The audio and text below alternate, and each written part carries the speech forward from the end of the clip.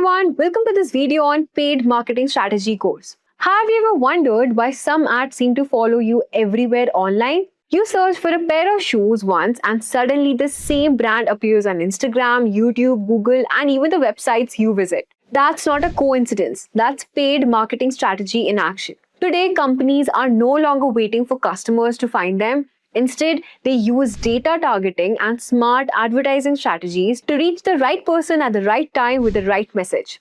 A small startup can now compete with global brands by running highly targeted ads. An e-commerce store can reach thousands of potential buyers in a single day, and a well-planned campaign can turn a simple ad into thousands of clicks, leads, and real customers. This is not just advertising anymore, it's a strategic paid marketing. Paid marketing has completely transformed how businesses grow online. Instead of hoping people discover their products, brands now use platforms like Google Ads, Facebook Ads, Instagram Ads, LinkedIn Ads to directly reach their ideal audience. And the most powerful part is the same advertising tools used by companies like Amazon, Netflix, Nike are available to anyone.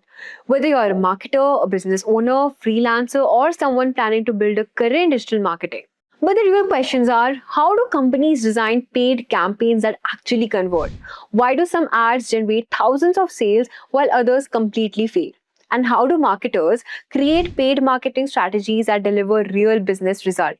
Now that's exactly what you're going to discover in today's course. So before we begin, let's quickly look at what we'll be covering.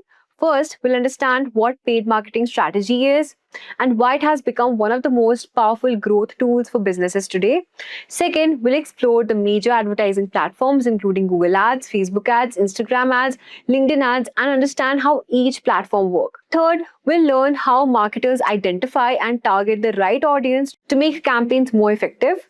Next, we'll discuss how businesses plan budgets, design campaigns, and optimize ads for better performance. And finally, we will understand how paid marketing helps businesses generate leads, increase conversions, and scale their growth online. Just a quick information, if you want to become a digital marketer, I highly recommend checking out this AI-powered digital marketing certificate program from SP Jain School of Global Management and Simplilearn. This is a 5-month online course that teaches you everything you need to know about modern digital marketing, and it's designed specifically for the AI era we are living in right now. The best part is, you will be learning how to use AI tools like ChatGPT, Canva, SEMrush, along with 50 other marketing tools that companies are actually using today. This isn't just theory, you'll get live interactive classes with real professors from SP Jain Global, work on 7 hands-on projects with mentor support, and study over 15 real-world case studies. The course covers everything from SEO, social media marketing, email campaigns, analytics, automation. What really makes this course stand out is that you'll get free Meta and Google Ad credits to practice with so you can run actual campaigns and see real results. So what are you waiting for? Hurry up and enroll now. The course link is mentioned below. Before we get started, here's a quick quiz question for you. Which platform is primarily used for intent-based paid advertising, where businesses show ads when users search for specific products or services? Your options are Google Ads, Instagram Reels, Microsoft Excel, or Canva. Take a moment to think and let me know your answers in the comment section below. So without any further ado, let's get started.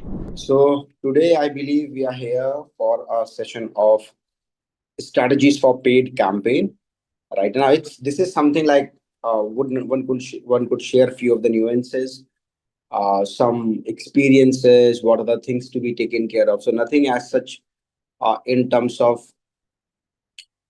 uh, like practically approach campaign is different, right? And every industry is different. Every setup that you do, every ad group that you create, every campaign that you put, every platform that you choose to do the campaign is different, right? And as such, we have discussed in detail about how to do paid campaigns on Google, how to do paid campaigns on Meta and social media platforms, for example, also LinkedIn. Right, we have discussed all of those things. Practically, we went to these platforms, discuss each other as each of the aspects to design a campaign over there. How to do that? How to uh, use it to the maximum potential of it, so to get maximum gain out of it. Optimize it in what way we could optimize in each platform. How each of these platforms differentiate from each other. How the paid campaign on Google search is different from video advertisements or the video campaigns, and how the paid campaigns on Meta differentiate from Google itself, and how all of that differentiate from Google display network itself, right? So all of that we have done. Now this is specific short course, which is for 3 days, if I'm not wrong. Strategies for paid campaign is about, not about now going back to the tool and how to do that and what and in what sense, right? Because this is very subjective, but this course is rather to refresh, and also to share experiences, to engage in a dialogue, that what could, there are few things, few nuances, few steps that we could take, and we should, few things that we must be aware of before we designing a campaign to make it better. Now it can varies from industry to industry, it can varies from campaign to campaign, but there are few things which we must know, depending upon the size, depending upon the quantity, depending upon the budget, depending upon the industry sector, or any of these things. But there'll be few things which if we as a marketer will be well versed with, are well aware of, and then we uh, start to begin our campaign, start to spend money on any of the campaigns or any of the category or product or brand or services, would be better for us. Instead of burning money, we could get some fruitful results out of it. So this entire subject matter is for that. Why I've given this one monologue is to at least bring clarity that what you could expect from this strategies for paid campaign session. Make sense to everyone?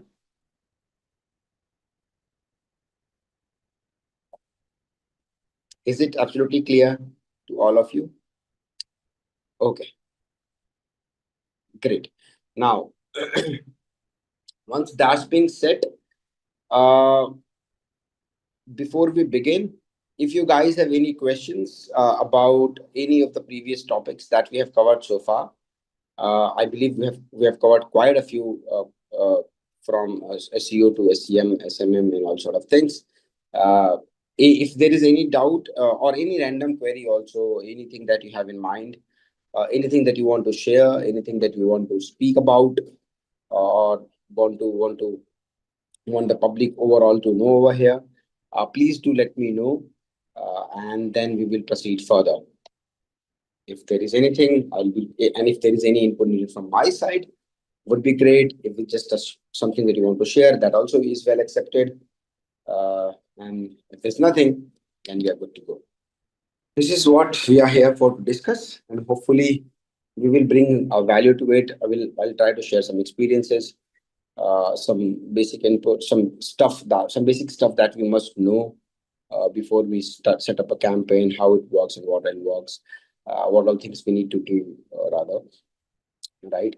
As I said, it's a macro aspect about the paid campaigns, because it's largely, we are not talking about how to go for a campaign and design and all sort of things. It's by and large, we are talking about some of the macro aspects that play a role,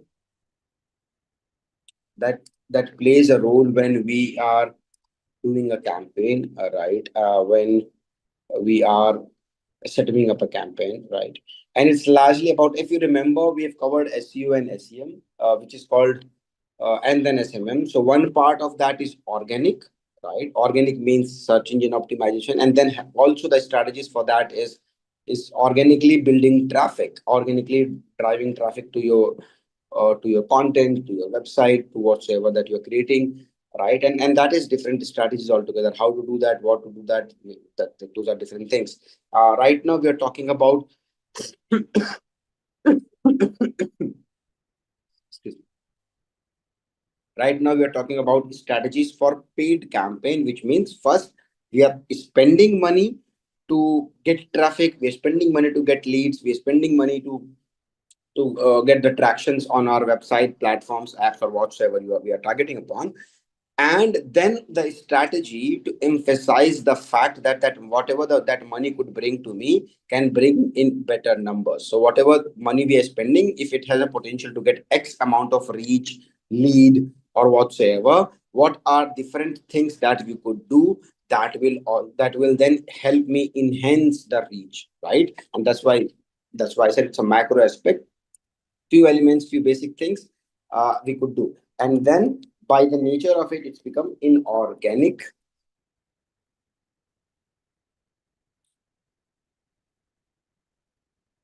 at the top by means of paid campaigns and ads, right? So inorganically, of course, we are doing this. Inorganic means whenever you have to pay to achieve better ranking, to get better than the competition, and then what are the other strategies that we have at a play over here. So let's see some slides into this deck, and then I'll start sharing some of the aspect from my side as well, and we will then cumulatively make a worthwhile session today. Strategies for paid campaign. As I said, this is what the topic over here is: introduction of paid campaigns. So by the end of this session, most likely we'll be able to know that what is the role of paid campaign in the maximizing result of online media advertisements, identify the process, and define the conversion funnel. We'll see to it till what we could reach, right? And the first thing first is when it comes to paid campaign, of course, it is about understanding the customers itself, right? And this is what the topic today we will dedicate to, and we will try and understand in the larger sense that what all things we should know in advance before we set up a campaign. And there are few things which I have explained quite a few times already, which we have emphasized upon quite a few times already. But today, it's since the session is dedicatedly for that, we'll understand that more in deep, right? Now, what does it mean to have inorganic ranking at the top, right? Uh, the basic idea that what all strategy we should be doing it, right? To get maximum output or traffic, maybe clicks, maybe conversions, or whatever the goal you have, achieve our goal with the best possible campaign from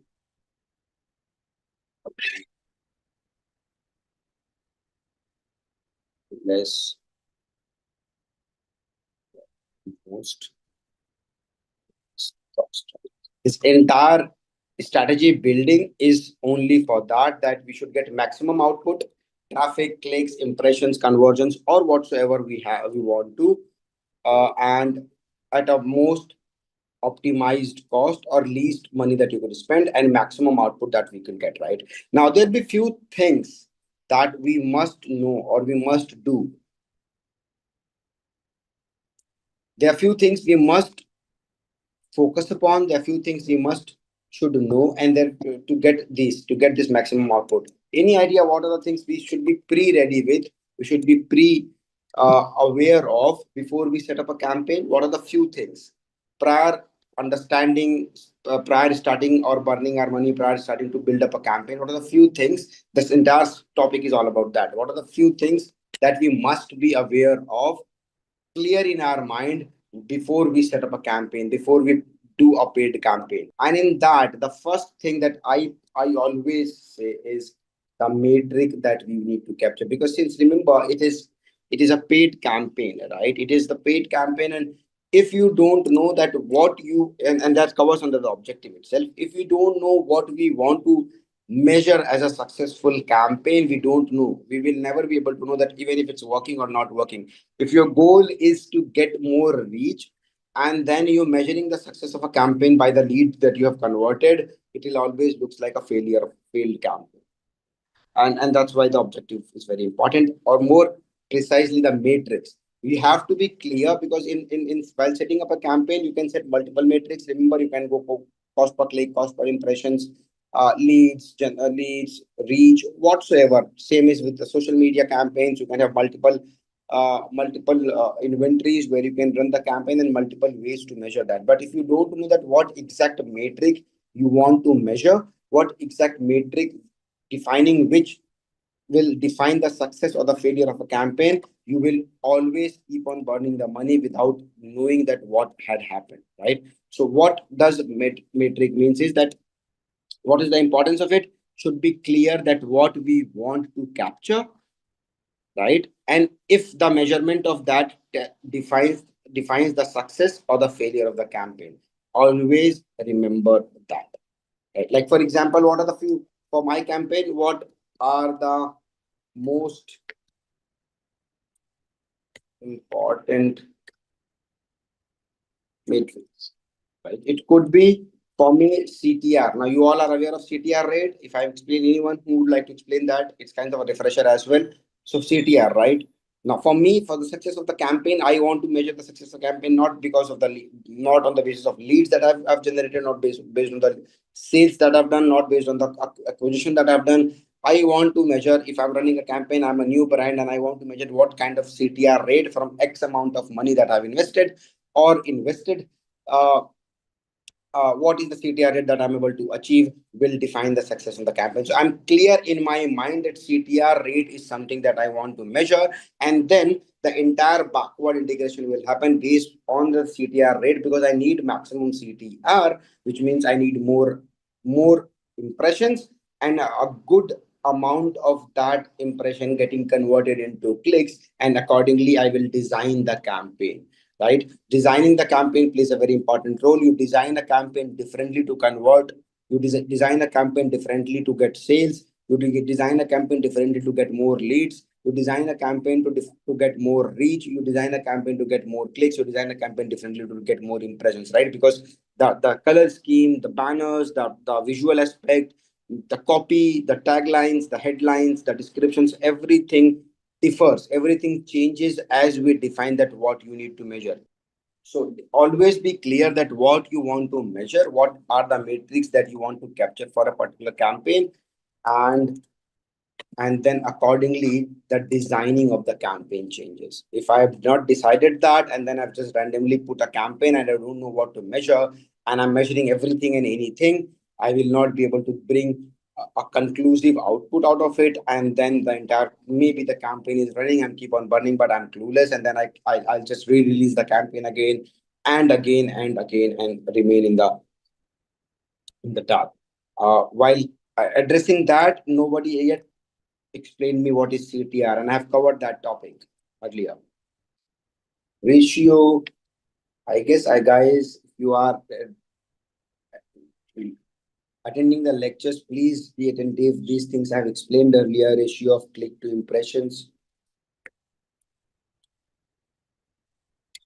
and I will cover this again in the analytics session, but we will talk about that right now. So if I want to measure the matrix and this particular matrix that I want to capture, I let's say I want to desire the success of a campaign on basis of CTR, then I would know that what is the category standard as per the campaign type, as per the industry type, and then then I will see that what am I able to achieve as per the industry standard or not. Am I able to spend as per the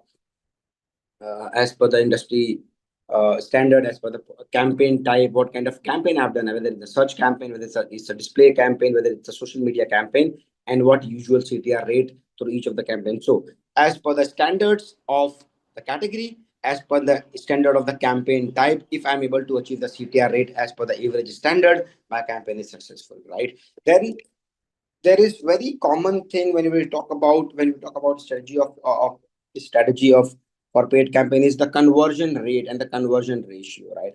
Always try to make it better from the past what you have done today, and let's suppose you are running of course at the end of the day any business is running to focus more on the conversions to bring more sales, to bring some numbers to the kitty, right? So the conversion rate, we will be talking about all these numbers analytics part when we'll have an analytical session, but I'm just adding few for the example. Let's say conversion rate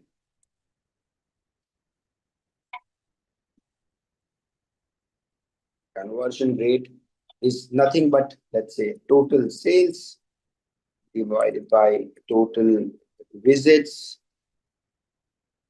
or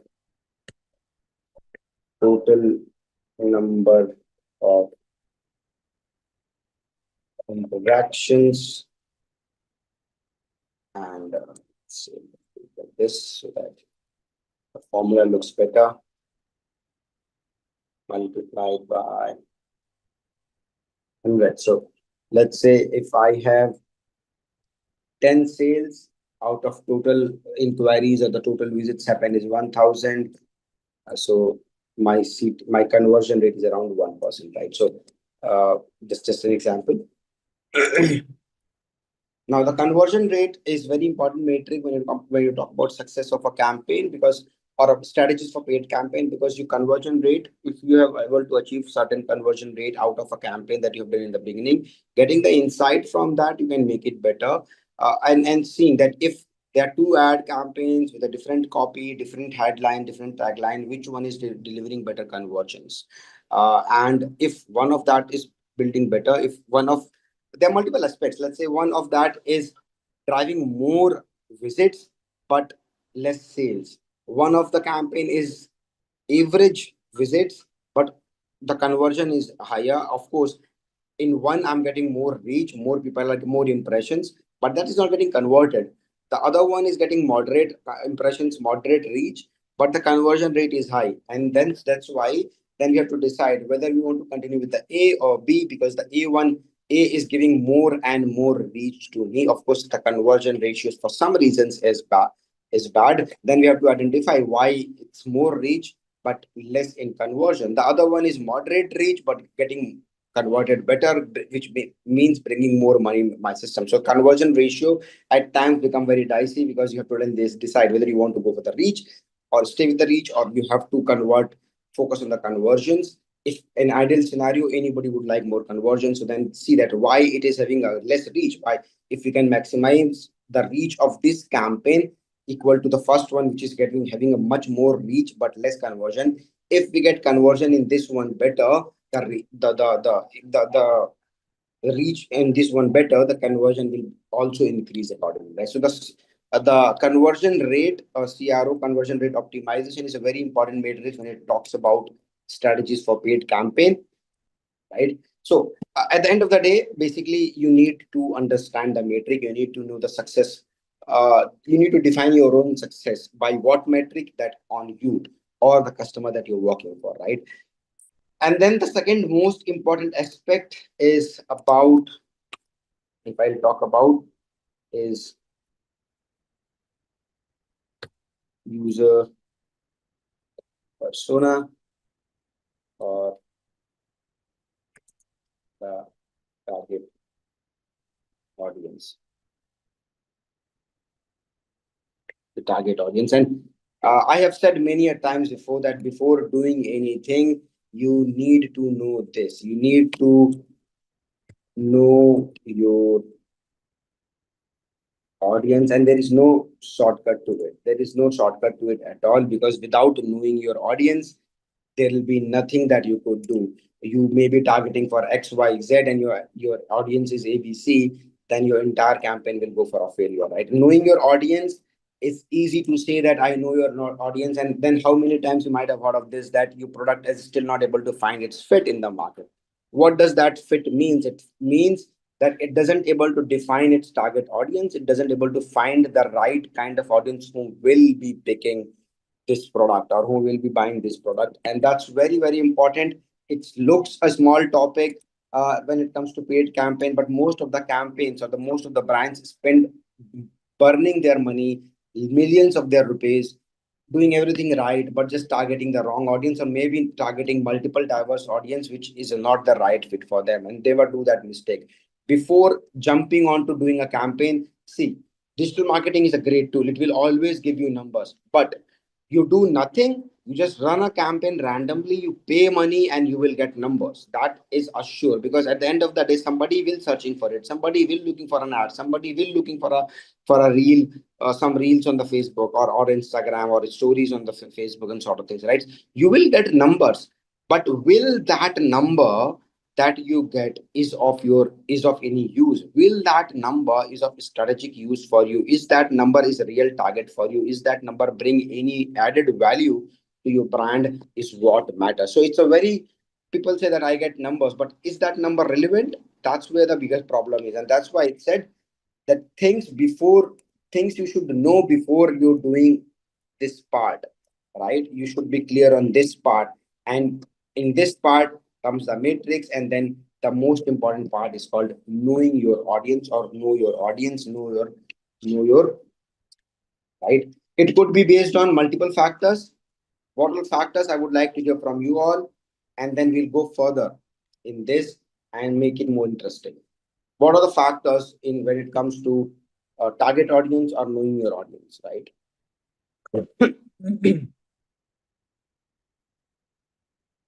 Anyone? Buying behavior, okay.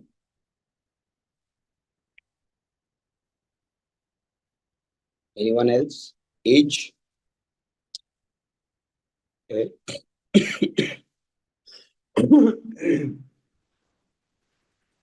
Rightly so. So you can define your audience, and why I'm doing that, I'll let you know. We'll also might do an exercise. Just now I thought we could do an exercise around this, right? Uh, you could know your audience basis on, of course, as you all said, demographics, geography,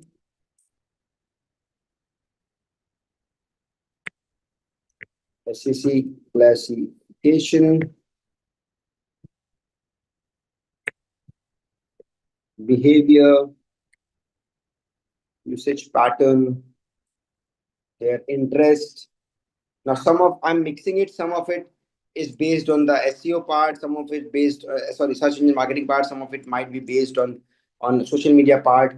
But at the end of the day, it's all about paid campaigns, timing, right? Now you have to trace all these things about the audience that you are targeting. Locations, yeah, Krishna, I mentioned demographics, geographic, classification of the audience based on income levels in the groups, behavior of theirs on the online, on the digital platforms, their usage pattern, their interest, what time of the day they are most active, and sort of things. And based on all these factors, what you do is you build a buyer's persona. This is a very important factor called buyer's persona, and there is a huge amount of money spent building this by the brands, that they want to build their ideal users buyer persona. Heard of this term? Anyone?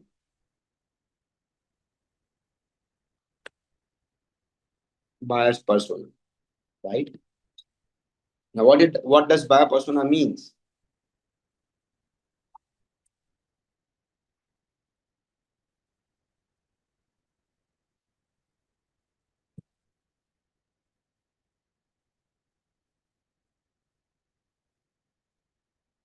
Quickly.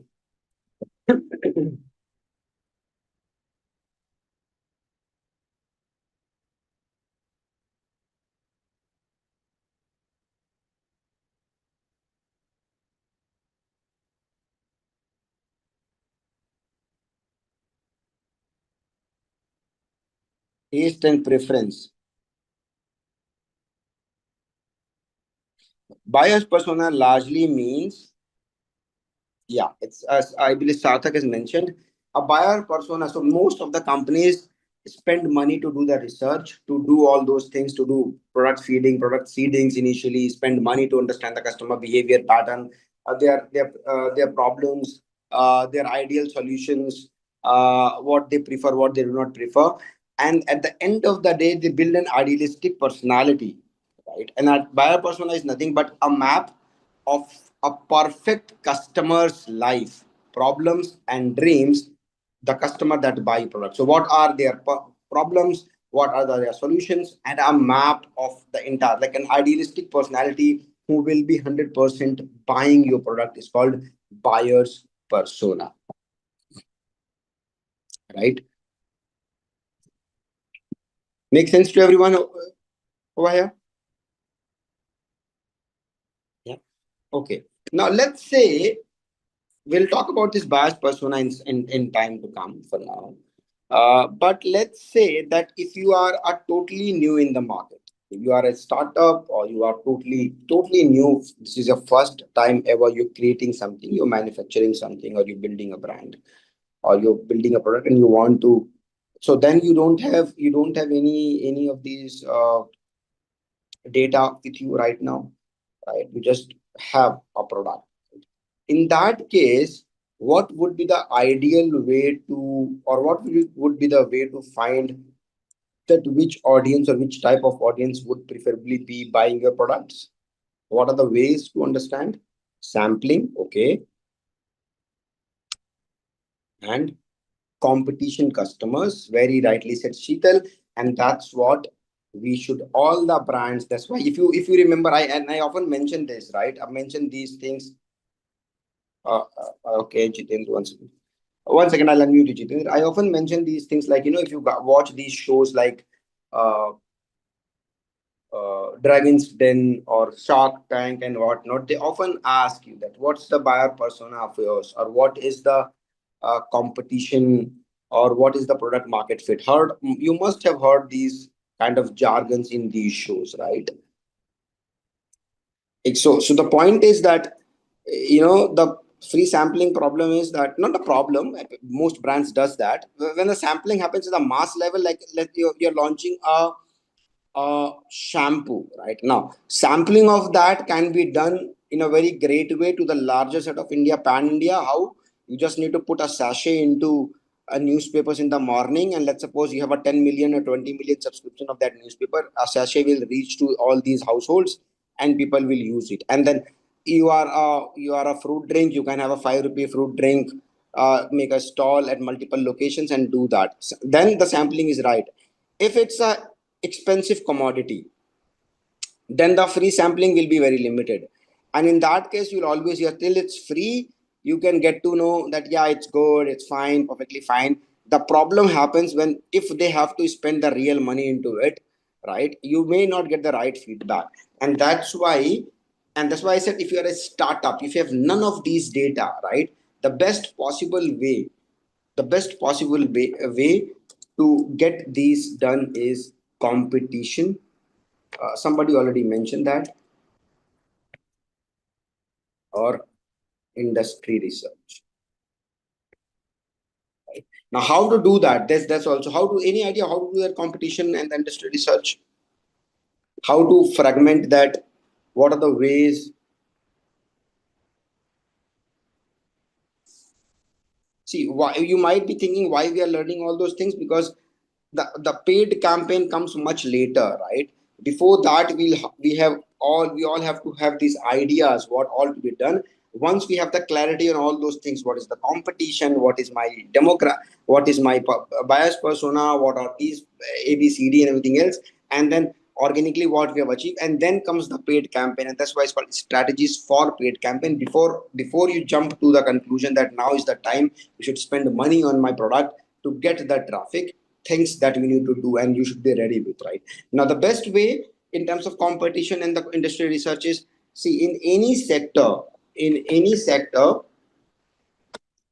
right? They are, let's suppose you, and how to do the competition or the industry research in any sector you pick, right? In any category of the product, in any sector, there'll always be a top player, right? There'll always be top players in that category, which means in any category or the market, there are few top players with highest market share, highest brand acceptability, know-how, whatever you call it. And then comes the mass player, right? And the others in between. Am I right in saying so? Do you think I'm correct in saying so that in any category you pick, there'll always be a top player, there'll be one mass player, and there'll be then all other players in between. Like, for example, as you guys have said, let's take an example of mobile phones again. So let's say, for sake of saying it, let's say that Apple is the top player in the market in terms of, yeah. So the Apple is, let's suppose iPhone are the top players in the market in the category with the highest market share. And then comes the mass player, which I could easily say, let's say Samsung maybe, because they have a huge reach in terms, or huge product size in terms of starting from 10,000. Also, they have a product 10 to 15,000, goes up to 1.5 lakhs, which is the top end phone of Samsung, which is equivalent to iPhone or maybe even much better than that, right? So they have a huge range and they have a mass player. They are targeting each and every sector of the audience. They are targeting each and every factor over here. Samsung. So the top player may be iPhone, the mass player is the Samsung, and the others in between is maybe you can call it all other phones, maybe Vivo, Oppo, Realme, Redmi, Xiaomi, OnePlus, and all other brands, right? Now, if you are not able to figure it out, what could be your buyer's personality? If you are not able to figure out how to market or how to approach that, then you have to analyze in the category that you are into, who is the top player, right? Who is the top player in that category, and then whom they are targeting in terms of demographics, in terms of geography, in terms of SEC classification, in terms of behavior, in terms of usage pattern, and everything else, and on which platform they are targeting and how they are targeting it, right? So you have the primary level analysis done for the top players, why they are top players, what they do in terms of their marketing, whom they are targeting, how they are targeting, where they are targeting, which platform they are targeting, and what amount of money they are spending. That's one. Then you go to the second, which is the mass player. In our case, in our case, that example that you've taken, let's say Samsung. Now you notice that the tonality of either of the sectors that you pick, right? Most often you see the top player will have a different level of communication or different layer of communication, or the targeting or the kind of campaign then they do. The mass player usually will have a different tone in their writing skills, will have a different tone in their advertisements, will have a different tone in their paid campaigns, right? So then you have to analyze the mass player. How do they do it, what kind of communication they are doing, what kind of behavior, target audience, demographic, geography they are targeting, and how they are able to do that. And then the last, the clutter area, where is everything else fits in from the top and the mass, everything else fit in, what they are majorly focusing upon, what they are targeting, what they are speaking about, how they are targeting, and everything else that you need to do, right? So if you're totally new product, totally new brand, totally new startup, how to do know your start with understanding your buyer's personality, to understand the competition in the industry, how to understand the competition in the industry, to know the top players, to know the mass players, and the others in between, and how they do that and what they do, right? Now, and accordingly their tone of communication, what kind of communication they are doing, whom they are targeting, and everything else, right? Now knowing these things will help me, first knowing this will help me at least understand that where does my product fit in, whether we could be one of the top players in the market, whether we could be the mass player, or we are something substantially, maybe these two groups are very big, fit in the other group, the third group, right? And take the larger chunk over there, or we are none of these, because we are not talking about either of what they are doing, and we are definitely creating a different category altogether, or a subcategory altogether within an industry, right? That this entire research will give that clarity. So all these things, knowing all these things, first thing this thing, and also the competition, will help in multiple ways. How? The first is, it helps to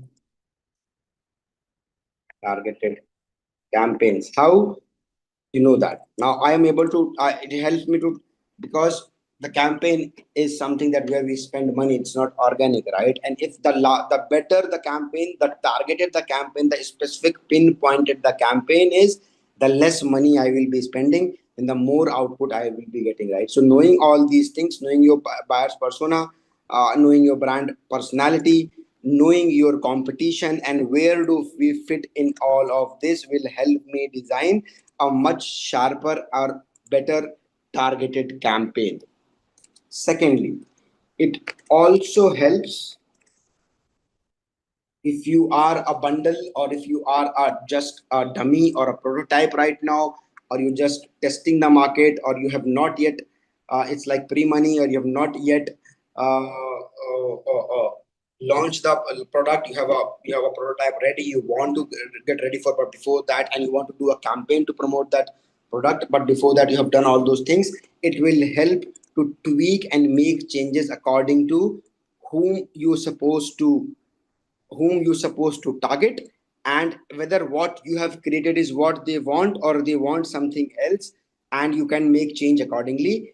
And among the players, where do you fit, what is missing, or you want to align with any of these players, or you want to be different, or what is missing in the market and what you can offer accordingly. Then you can make changes in the product itself before you campaign and project that a big product, or project that something on a huge level. In terms of paid campaign, you can make those changes early in the stage so that you can save a lot of money, right? So it helps.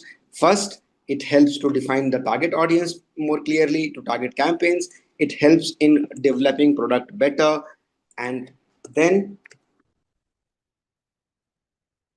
who will explain me this effective resource allocation? If we know these things, if we just know things before the paid campaign we are doing, effective resource location allocations, anyone? It's easy one, right?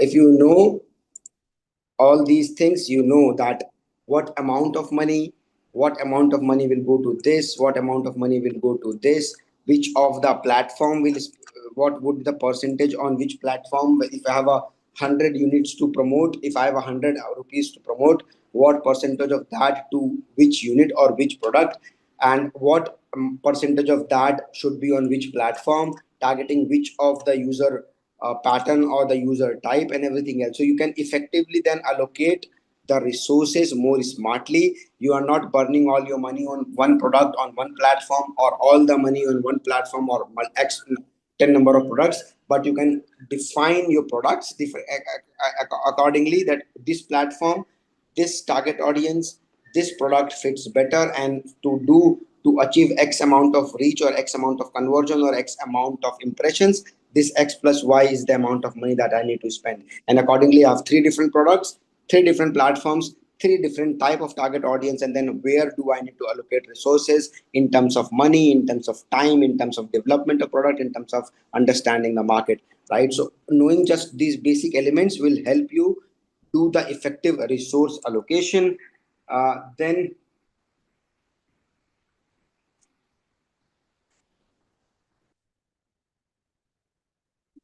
in the case of, in the example of ours in this, do you all feel that there's a difference between an ad campaign from a Vivo, from OnePlus, from Apple, and from Samsung? There's a the kind of ad this you see, the paid advertisement that you might see on digital platforms as well are different, right? A kind of different, yes, in every sense. And that in a way also explains their positioning, in a way that explains their where do they stand and whom they are targeting, right? It always very easy to figure it out from the campaign itself, right? So they does it, like before run, after running a campaign they get to know, no, they get to know before that where they are positioned themselves, and then accordingly the campaign, right? And then the most important factor, that is, you might have heard this question if you are a startup, or if you don't have any idea, or you've not done all of these things, is that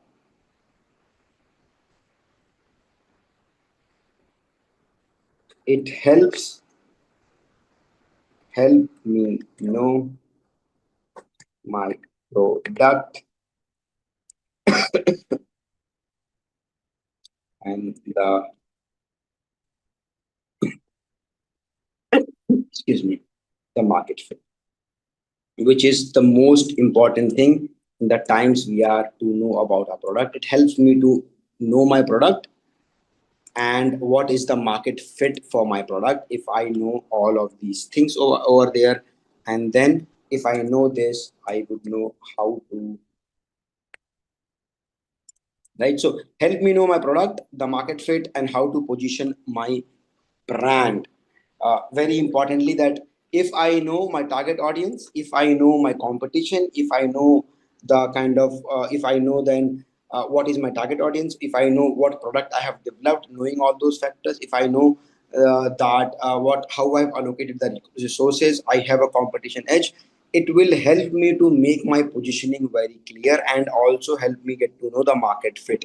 And in that market fit, how I need to position myself, how I need to position my brand using my nothing but USP, or it helps me to find at times knowing these pre-stages of paid campaigns also help me get to know the USP of my product itself. At times when you analyze this, okay, where if in all these patterns, if there is any problem in any of the category of the audience I'm targeting, or if there is any problem in the industry itself, or there's a lag, or there's something missing, and if my product has it, at times knowing these things will help me finding the USP for my product itself, and then accordingly I can create a differentiator and go for the paid campaign in a much clearer and better way.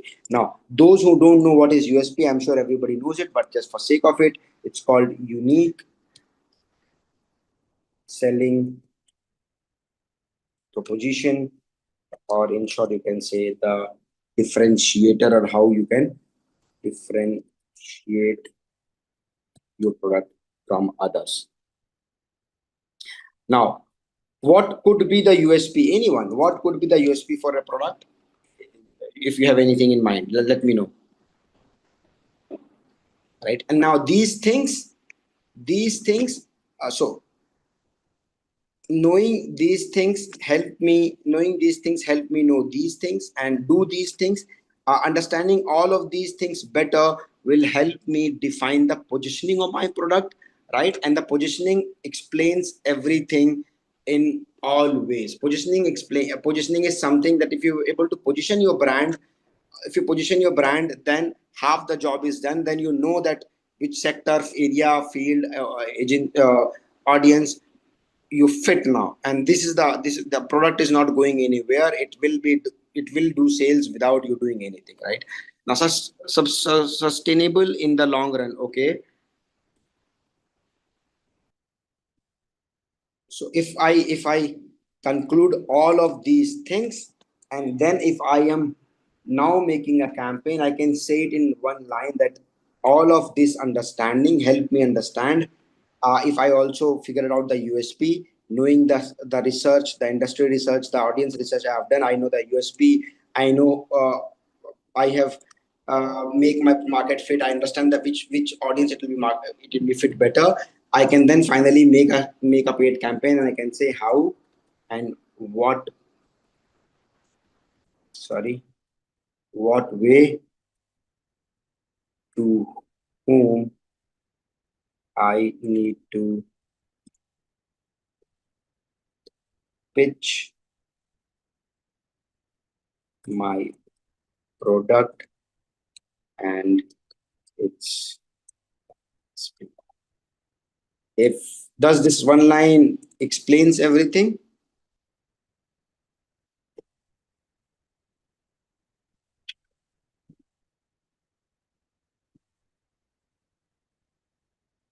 Great. Now, when it comes to USP, never ever, and now a few times I've seen a campaign as well, and a few times whenever I get in a dialogue with few people at some seminars, and also like during normal college or university visits, the usual answer comes is that you can, pricing is our USP.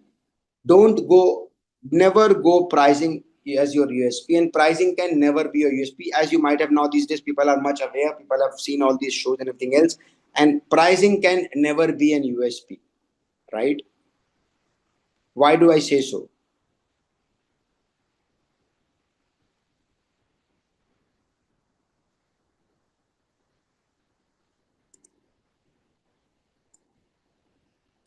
Pricing can never be an USP, and if you are launching a product, or if you want to position your product somewhere, never go for the pricing as a USP. That my low pricing is my USP.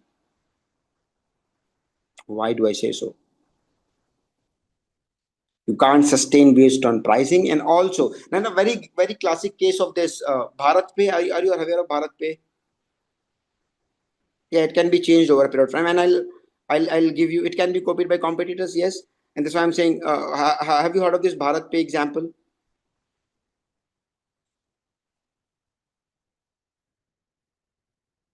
Yeah, Bharat Pay is nothing but this QR code. If I'll just go to Google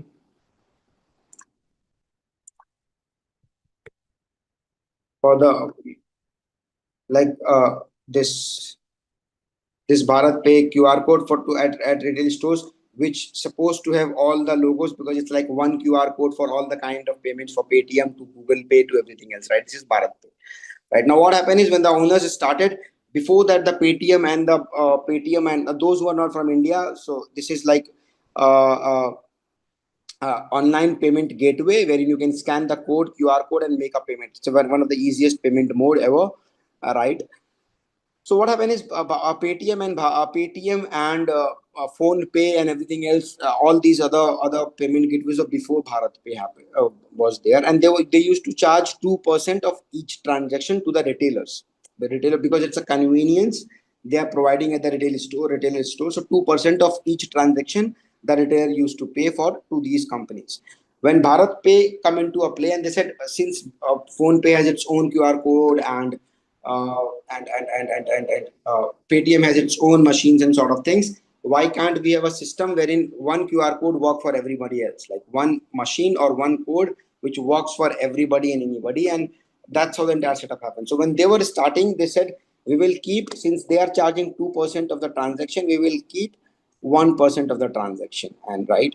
And then Ashneer Grover, if you may be aware of, was the one of the later co-founder of the company, right? It was not, the idea was from the IITians, and then they wanted somebody for marketing, and they hired Ashneer as one of the co-founder, right? And then he said that if we go for from 2% to 1%, it doesn't solve the problem for the retailer, right? Because tomorrow the somebody will make it 0.99% or then 0.9%, and then we can do 0.8%, and then somebody we can do it 0.78%. In decimals they can keep on playing, and then they will forever be trapped in this some percentage game and never be able to become a differentiator or define its positioning very clear or define its USP very clear, because you are just doing the same thing. You are also doing the charging, but just a lesser cost that can easily be replicated by anybody else, right? And that's when they decided to launch it for free. Like, we are not, there's no transaction charges, we will earn in some other ways, but we want to bring in ease and convenience to the users, right? So USP can never be the lower pricing, can never be the USP. Don't go for pricing.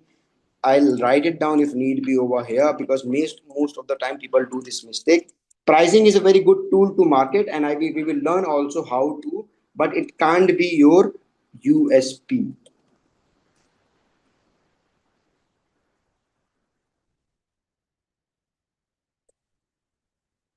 A very good example of uh, a very good example of trying to make pricing as a USP, and one of the biggest conglomerates, with all huge respect, right? And not that they are not aware of, might be something other things happened, but from my understanding, this also was one of the very important uh, key factors in the fall of a brand that I'm going to talk about is, and a very good example of wherein their entire focus was on pricing and trying to make a USP and positioning based on the pricing, and it failed. A very good example is of Tata Nano car. How many of you are aware of this?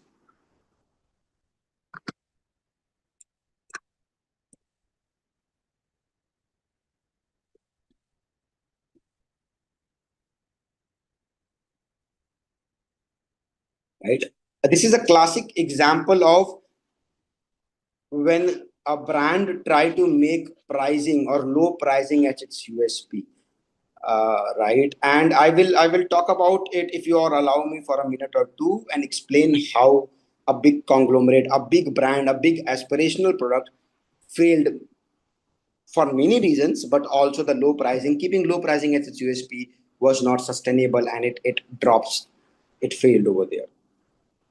Or if one of you want to add some points to it before I do, please let me know.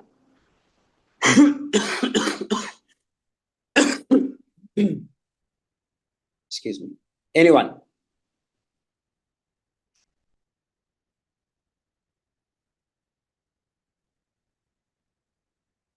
See, if you all remember, I don't, if it was era, it was time of 2005, 6, if I'm not wrong, or maybe little later than that, or maybe little earlier than that, right? When the Tata launched this entire Nano project, and this is 1 lakh rupee car, if I'm not wrong, right? Or 2 lakh rupees whatsoever. I believe it was 1 lakh rupee car, which was the idea. And the India's cheapest car is something, smallest car, cheapest car is something what they started to promote upon. Now the problem with that is, first, the moment you say that it's 1 lakh rupee car or kept pricing as your tagline, you have to stay by that. Now, when you announced in an automotive, there's a lot many raw materials keeps on need to be utilized, and the pricing keeps on going, right. So it was very much clear that after the first batch, the Tatas will not be able to keep up with the price. It's not possible because the steel cost, the raw material cost, the batteries, the engines and everything else becoming expensive. Right? So they will not be able to continue then promoting the cheap 1 lakh rupee car or the cheap car or something like that. The second problem happen is the user mindset itself. Now let's say we are talking about 2005 or 6. You are selling a car for 1 lakh or 1.5 lakh, whatever the price, let's say, is, right? Those who have the capacity to spend 1 lakh, those who are in, which means you are not targeting anybody who is not having a 1 lakh rupees, the extreme poor. So, with all due respect, you are not targeting that. Now, anybody think of this way apart from some people? See, in India is a very aspirational country, right? People do aspire to bigger things.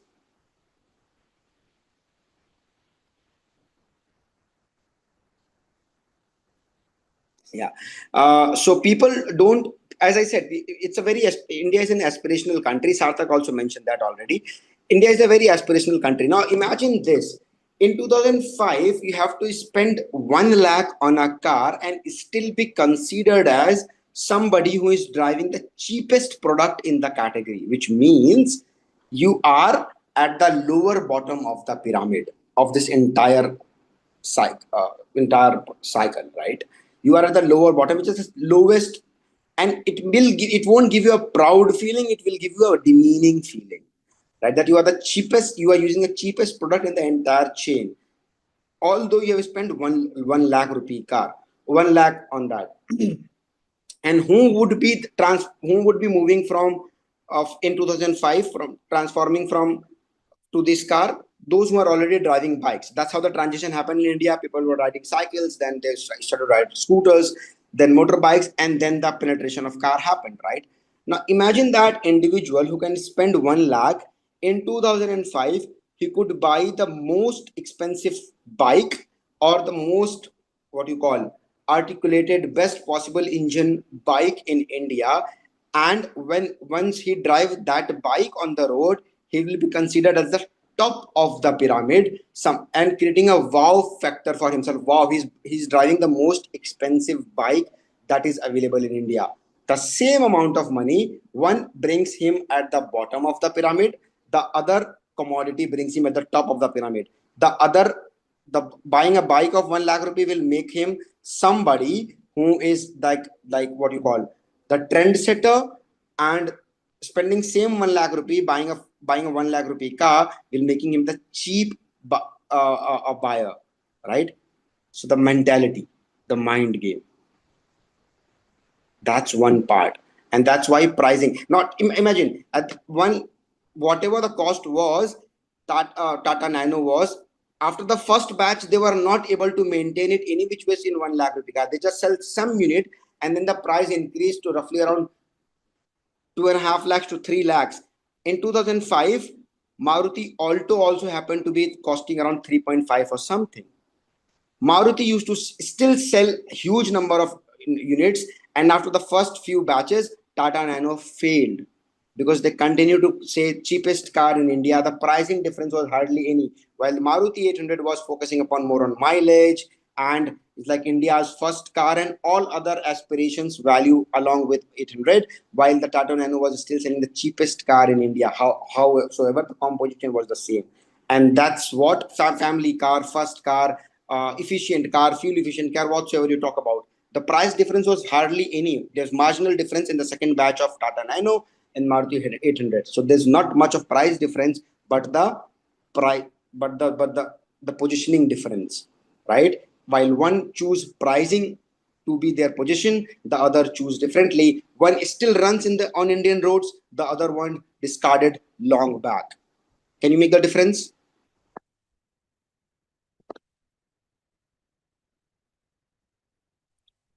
Yeah. So that's why pricing can never be the USP. Yes, we can use, and we're going to talk about that. We can use pricing in different ways for our promotion, for our creating campaigns, and different ways of pricing, different pricing, but not using that as an USP and continue doing that and promoting that in advertisements.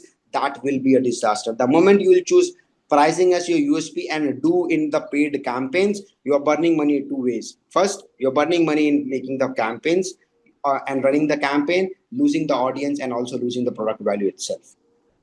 Right. So, in short, if I can say that you can't, now this is just a jargon, but it's created by me. So, I love to say that anywhere I get a chance, sell aspirations, because in India, at least in India, not because in India people aspire to look bigger. Even if they're spending 100 rupees, they want the best out of it, right? You can't be tagged that I'm spending money also and I'm using the cheap product also, or I'm buying the cheap product also. How many of you would want to do that? Rather, I'll buy a product with the same amount of money that will give me some gratification about myself, right? That was one of the reasons of Tata Nano disastrous failure, right? uh, yeah. Okay. So while we're going to talk about from here on further about the other topic, how many of you would like to do an activity quickly, a very interesting activity related to the topic, utilizing your whatsoever we have learned so far and also in this session? Can we do that? How many people we have here? What about others? It will be very interesting for sure, that I can guarantee. Okay, great. So let's practically utilize this in a way. What we have to do is, uh, let me think over. Okay, so you have to you have to define a buyer's persona, like let's suppose you have done a research and then you have to pitch it to a client, a buyer's persona, that ideal, what you've discussed, an ideal buyer's personality for a product, which I'll give it to you. So you have to define the buyer's personality and a paid campaign strategy. Okay. Okay, all good. Only thing is, when you make a buyer personality, na, what happen is that you need, of course, everybody will be drinking water, and since it appears to be like that, anybody could be the ideal customer for that. But when you need to build a buyer personality, and then when you're thinking in line with, that's why I was writing notes when you were saying, when you have to decide based on the paid campaigns, you need to filter it down further, right? You can't sell it to everybody, even though everybody may be the market or the audience for you, right? So you start with age group, because I am eco-friendly water bottle. Now you have to define, when I'm selling eco-friendly water bottle, how I am selling it. So there are catch that I will be selling online, because I will be doing platform-based campaigns. If I said, now, can everybody will be the audience for that? No. Maybe people who are above the age of 45, 50, or our parents' age, not shopping online. They prefer going to the stores, and they don't spend time on Facebook and Instagram and on Google, right? So that's not my audience, because see, one thing is the cause, which comes out from this bottle, because that's why you think that everybody could be the audience. But the other thing, that's why there was a trick, like kind of in this product itself, right? The other catch is that you are doing it for strategies for paid campaign, and then you're building the personality. So cause is one side, but you have to think from the perspective of defining and designing a campaign. If you see that what all we have discussed, that you build a buyer persona and later on, so that you can have the best optimum results. And here somewhere we wrote, we know our product and the market fit, how to position my brand, what is the USP, and more importantly, the right target audience and effective resource location. So we have to define then based on all of these. So what happened is, maybe if I would have done that, I would say my target audience would be age group between say 20 or 19 to 30, 35, all those college goers to the office goers, because that's the one who carry bottles day in and out and travel, because I'm selling bottle, not water. I'm selling eco-friendly water bottles. Water is the need for everybody. Maybe water bottle is not for everybody. That's one way. Then I'll be targeting a income group, let's say upper middle class, those who will be working for this, because I have to design the campaign based on this target audience and who will be able to buy that. Since it's eco-friendly water bottle, maybe I'm using paraben free plastic or whatsoever, that comes later on. Because remember, the buyer personality and the competitive research also help me find out the product fit and the product development itself. So based on that, I would say that upper middle class, because since there's a price attached to the product, I'm selling it, I'm not doing any NGO work. Who will be This will be the target audience who will be having this kind of payment bracket or position or designation.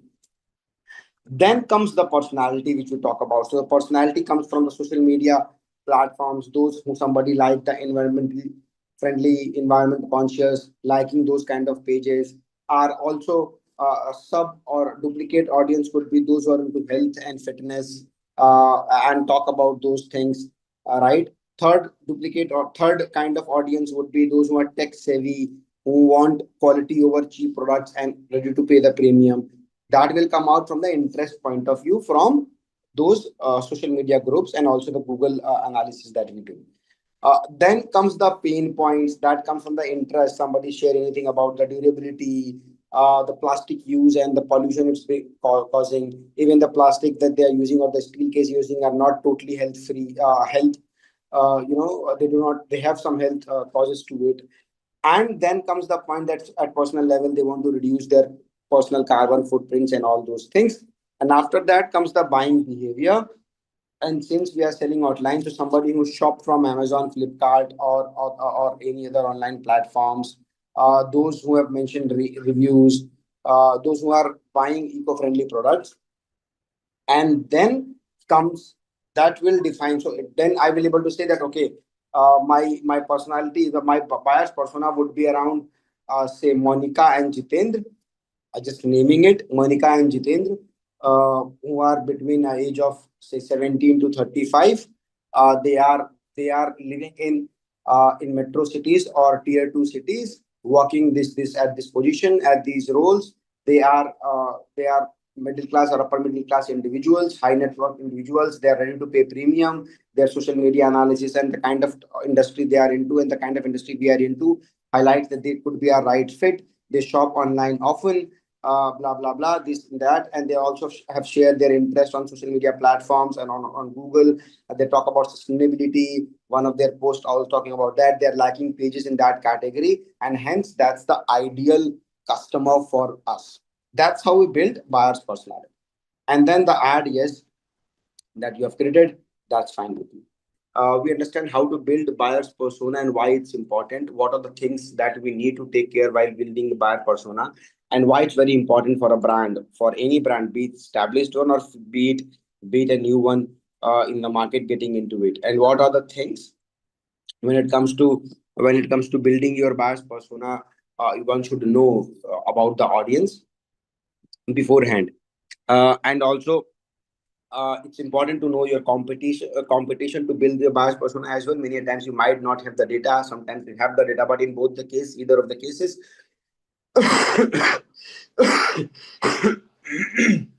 excuse me, in both the cases, it's very important to know that how the industry plays a role, how your competition is playing the role in that. You have to know about your top players, who are the top players in the market, who are the mass players in the market, and how they are differentiating between, and what are the other players in between the mass player and the other players, or the big player. And the moment you'll able to categorize that, you'll figure it out that everything about these players in the market in that category is different, from their campaign style to their headlines to their tone of the communication to the kind of budget they are allocating. Everything you'll find will have some kind of differentiation into that, because that helps. If I've written it earlier, that helps to figure it out for any brand or for any product, is to find their market fit. And that also is, since it's a secondary research, we could learn about it for our product also, doing a competition or the industry research, and we'll able to figure it out that whether in all these categories, where do we stand, where we can align our communication, our campaign, our money, and spend the budget accordingly, or we are not aligning in any one of these, and then we are creating something else altogether, and then accordingly the resources will be, because if you're not aligned with any of these and then you're totally starting a new category, then you have to spend more money in terms of paid campaign. You have to then go back to the boardroom, make few things well aligned before you start spending the money to promote the product, right? How it helps to create targeted campaigns, as I rightly said, as I said earlier as well.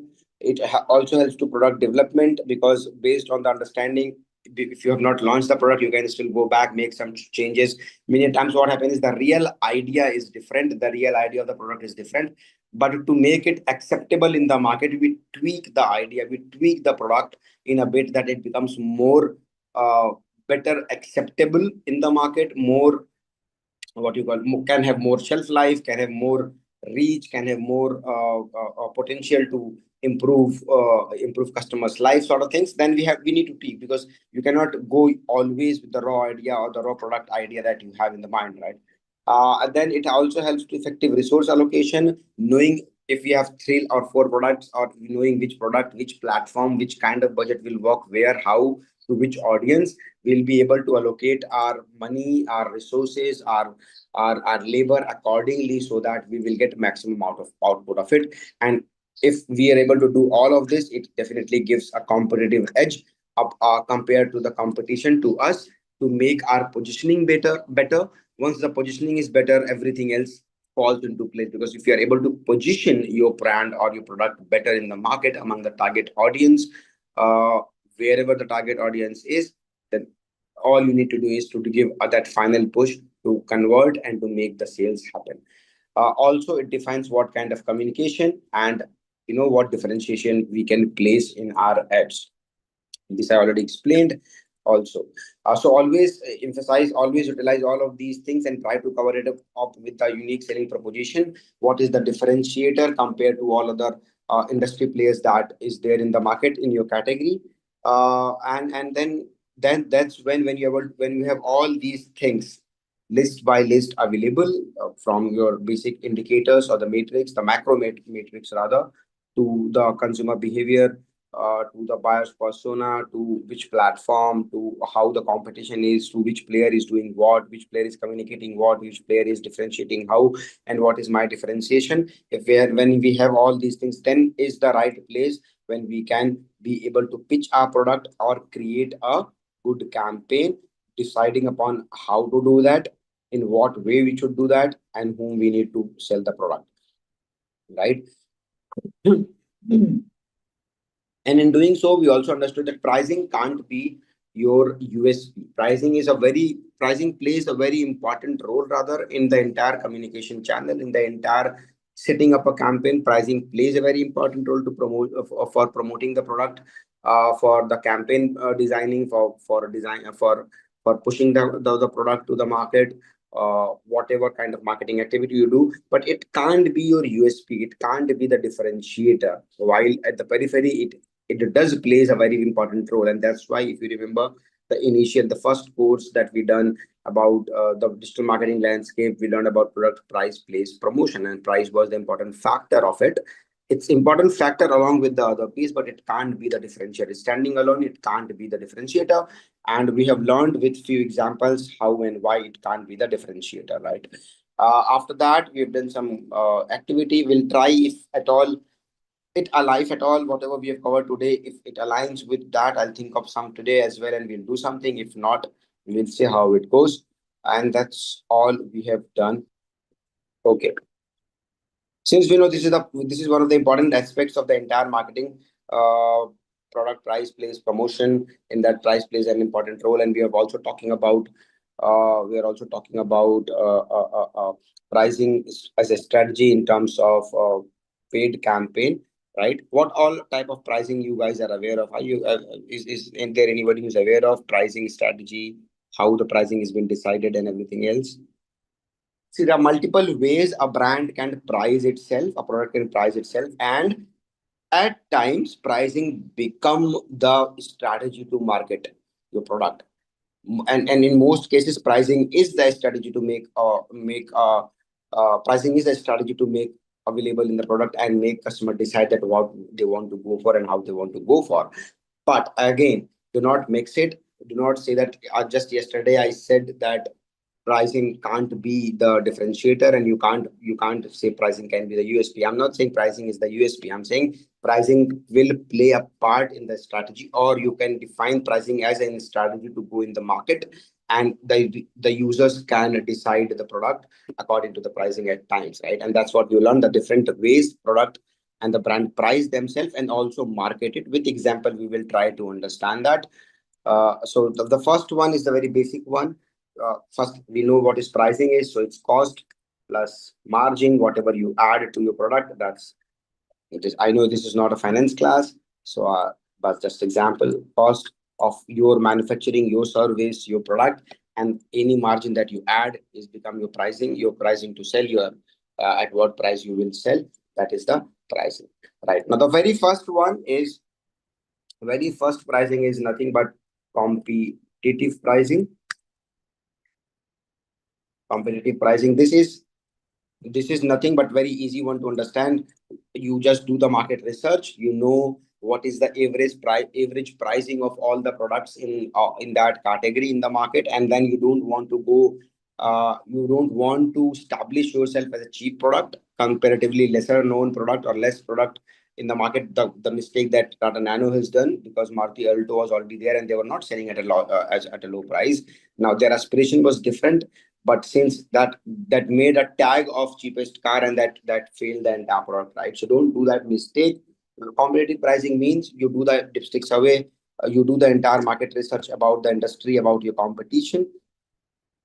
Guys, please let me know if I'm going a little fast or slow. I'll accordingly change myself if at all anyone feels that way. Right? You know that this is the pricing, whatever the pricing is, and where do you want to play in this category.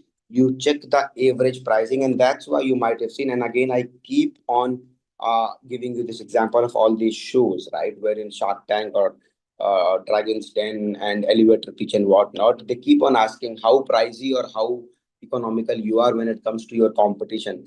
Why in such a show, also for such all big businesses, they keep on asking this, because pricing does play a role, that how you want to first, how you are placed vis-a-vis with your competition.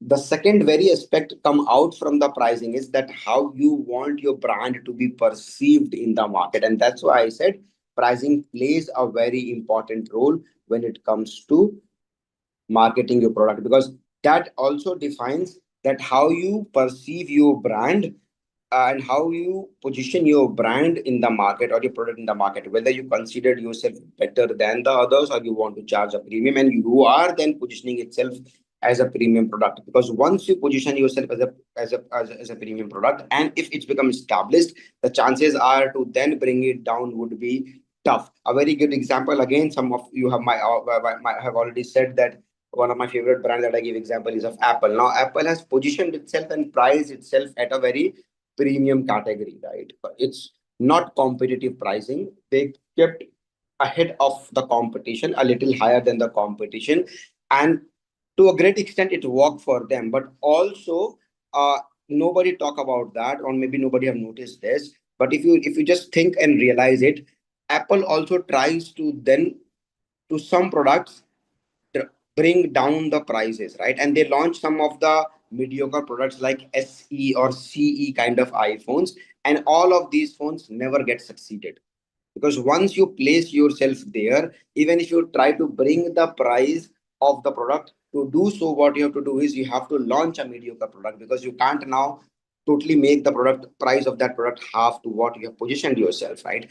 And at times, to increase the volume, to have a larger penetration, like Samsung has it, and Samsung never positioned itself as a premium phone, or somebody which is a high category phone, even though they have it. But most of the time their advertisements is to all kind of phones, and when they promote their higher end phone, they promote the feature, not the price. And also they compete it with, they show it in a competition with the other premium brand, but how they are better. So that's how they position it. And that's where the Apple have a drawback when it comes to when it comes for them to advertise themselves. So they can never be a mass brand in that sense to promote them.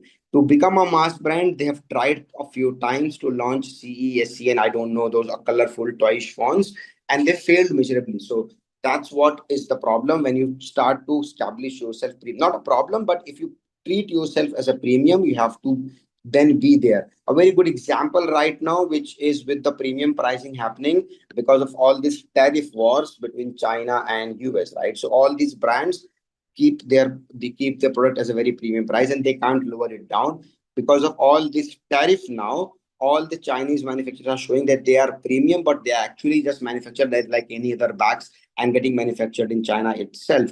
And since they are 100 times or 200 times more priced in the market than what they actually the value is, now the valuation, the price, the shares and everything is falling apart in line with the customers, right? So premium price good because you get maximum more margin and you get benefits out of it. But you have to keep in mind that once you charge premium, the chances to then become a mass brand and chances to then categorize yourself down when the times are bad for you will be very, very tough. Maybe you don't need to, and most brands who have established themselves as premium, they don't need to and they don't want to become a mass brand.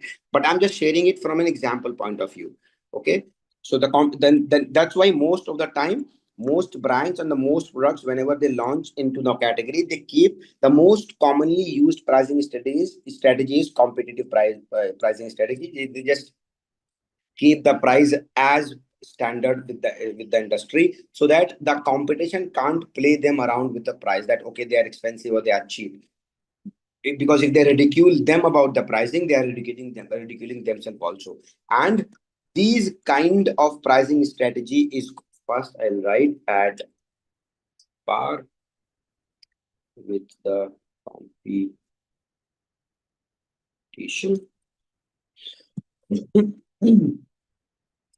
One second, guys.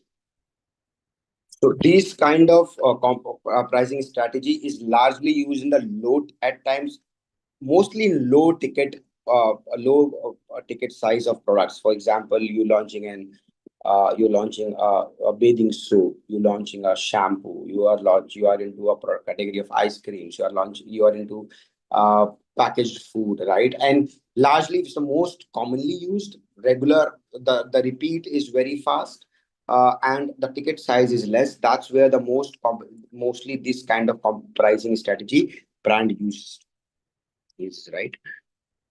Value based pricing, most of you are aware of, most of you might see it. Why I'm giving these examples also, guys, which kind of product maybe tomorrow you are working for, and if you have to make a marketing strategy and pricing will play a role in that, then you should be aware that what kind of taglines in the campaign, keeping the pricing strategy in mind, you can design up to.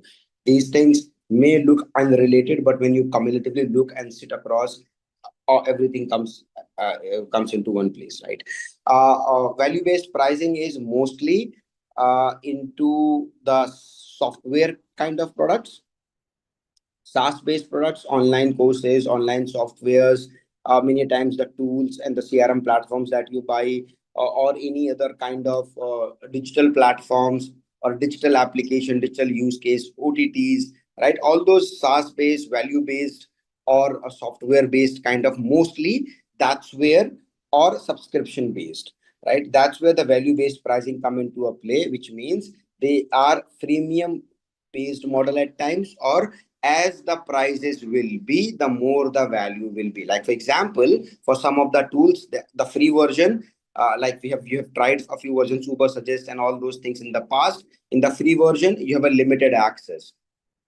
If I'll get a license of $100, I'll have all these 10 things that I can get. If I'll get full subscription or 100% thing, I have to pay a bit extra, maybe $200, and everything I will get it. Same is with the OTT platforms, like, maybe if it's Amazon or Netflix, like how many screens or what kind of access you get. You can't get the premium. You can't get the premium launches on Amazon if you're only having the 100 rupees, 69 rupees subscription. If you're into more, you have to subscribe for that. Same is for with platforms like Salesforce or cloud platforms, wherein with basic plan you will get XYZ things. With basic plus few more money, that if you spend advance, like for example, if you go to like these ones, right? You all have seen these many a times. We land up on a platform like, for free trial you get this, for basic plan you have to pay this, for pro plan you have to pay this, for business plan you have to pay this. Remember this, everyone? These kind of plans on the, and you get these primarily on software based, SaaS based kind of platforms, like HubSpot. So basic, the free version is for $0, and then, oh, this is a 000, something like this, wherein basic plan with not no amount, pro plan with $9.99 a month, and a business plan for $15 a month, wherein you get every access. Such, most, as I said, SaaS based platforms and all sort of things are usually using value based pricing, right? Wherein, right now, this is the only category. Value price based pricing is the only category where you will see most of the campaigns also can be designed around the pricing. Yes or no? Because it's there on their platform itself. It's there on the campaign itself also, that pay 199 for a for business. Like you go to subscription for Netflix or Geo or Hotstar or Prime these days, pricing become a marketing, a promotional property. Yeah, this is kind of a pricing strategy for subscription, as I said, subscription based, or SaaS based platform, cloud based network, wherein you have to first, and the idea is, why value based pricing is largely in the online services or SaaS based platform, because the idea is there's nothing tangible over here, right? So, and subscription is nothing tangible. You just get to see something, and all sort of things. You're not getting anything tangible.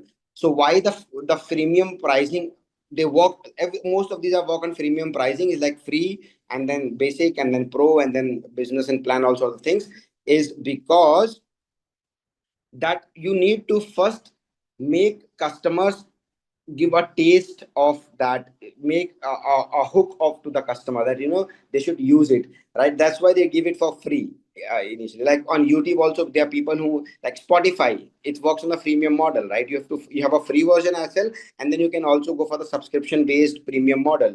Also on YouTube, like most of the content is for free, and then there are also paid version of the YouTube, and so on and so forth, right? Similarly, for all these tools like that we have done for the keyword research and sort of thing, so that customer can use it for free and get to know that what is the value in the free version itself. It's doing so much of good, what will be there, and then they become dependent on that and need more and more value out of it. Since they are now dependent on that and they need more value, they need more dependent, they need more content out of it, they go for the premium, go for the paid model. And also, it's try first and then pay later kind of model, right? So that's why this is called priced based on customer perceived value. Once the customer perceive value from what they are using and they see the value in going for a paid version of it, they will go for it. This is the industry which utilizes mostly, which runs mostly on value based pricing. So if you are working for if you're working for any client which is into SaaS based, cloud based kind of a thing, you have to work on that, right? Then come the third pricing strategy is very common one also, price skimming. What is price skimming strategy, or what is price skimming? Might have heard this term at some point in time somewhere in the corporate world or something, but any idea what is it?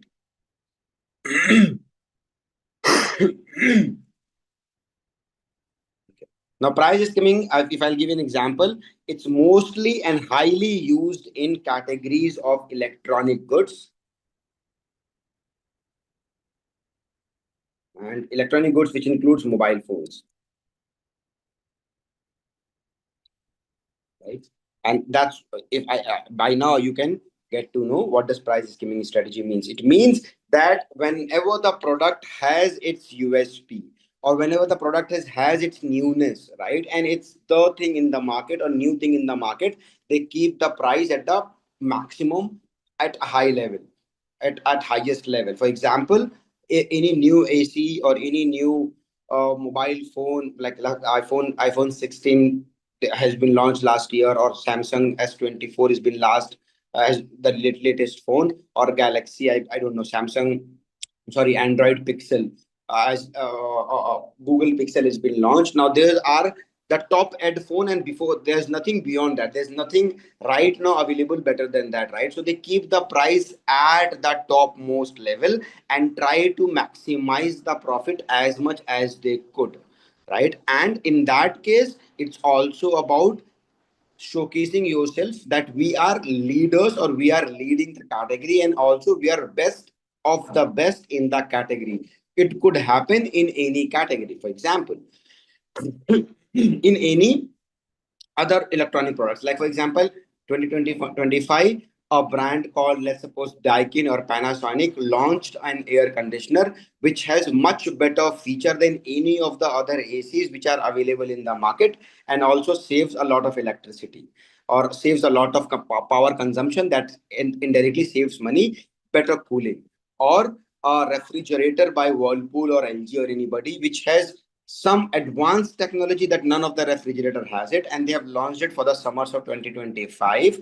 And now, and in the electronic goods, you know that as the product is launched, every other brand which is every other, it's a cluttered market, every other brand which is there in the market will come up with that. This, you can't secure a patent, because some tweaks here and there, and everyone will have it, right? Like suppose the AC or the phone or whatever I've said, like Apple has a lot of patents, but the moment the Apple launch a phone, the very next week you will find all these Oppo, Vivo, and all of the phones have similar kind of features into their phone, right? Just a bit of tweak here and there, and they do that, right? So be it AC, air conditioners, or coolers, all mostly electronic goods. So some, let's suppose, a shaving trimmer which has some unique feature. You just guide it and it does it, or you just sit and it does it on its own. It make a style on its own, right? And it's a unique feature, right? So when they launch it, they keep the pricing high, but they know that they can't keep the price as much as it is right now for a year. They have to slowly bring it down, because then the next version, or even the same version, the other version 0.20 of the same product will they need to launch to um remain considered in the market, right? So when the in 6 months down, they keep the price for 6 months, they skim as much milk as what they should, keeping it a very top level, and then they slowly reduce it down to penetrate the product to the other set of audience who are not able to afford it, to the audience who are ready to pay the premium, right? So they try to get maximum amount of money that they can reap the benefit out of a product, is called price skimming. Keeping the high for those who really want advanced and being want to be ahead of others. Then once that market is tapped and they know that everybody in that category have already bought the product and now there is no buyer, this will reduce the price so that the other layer of the buyers who could not afford it at that point in time can buy the product 6 months down the line or 1 year down the line. And that's what I believe in India you might have seen most consumers do that, right? With Apple phone, so they wait for the new phone to launch so that the previous one becomes cheaper, the price is reduced and they buy. So when iPhone 16 was launched, it was not the iPhone 16 after the next month who was selling the most number of quantity. It was iPhone 15 which was sold the most. Do you guys know that? Yeah, that's called skimming pricing because there are a set of audience who always wait for the prices to drop and they know the prices will drop in this category, and that's the time I will buy that. In some cases, even users delay their buying, uh, uh, delay their purchase thing that okay, let the prices drop, right? Same is it be the case for the AC. Same could be the case of like air conditioners right now at the top most prices. If you go to a mall, you want to buy an air conditioners, easily you will spend for anything for a 1.5 ton or something. Easily you could spend 50,000, right?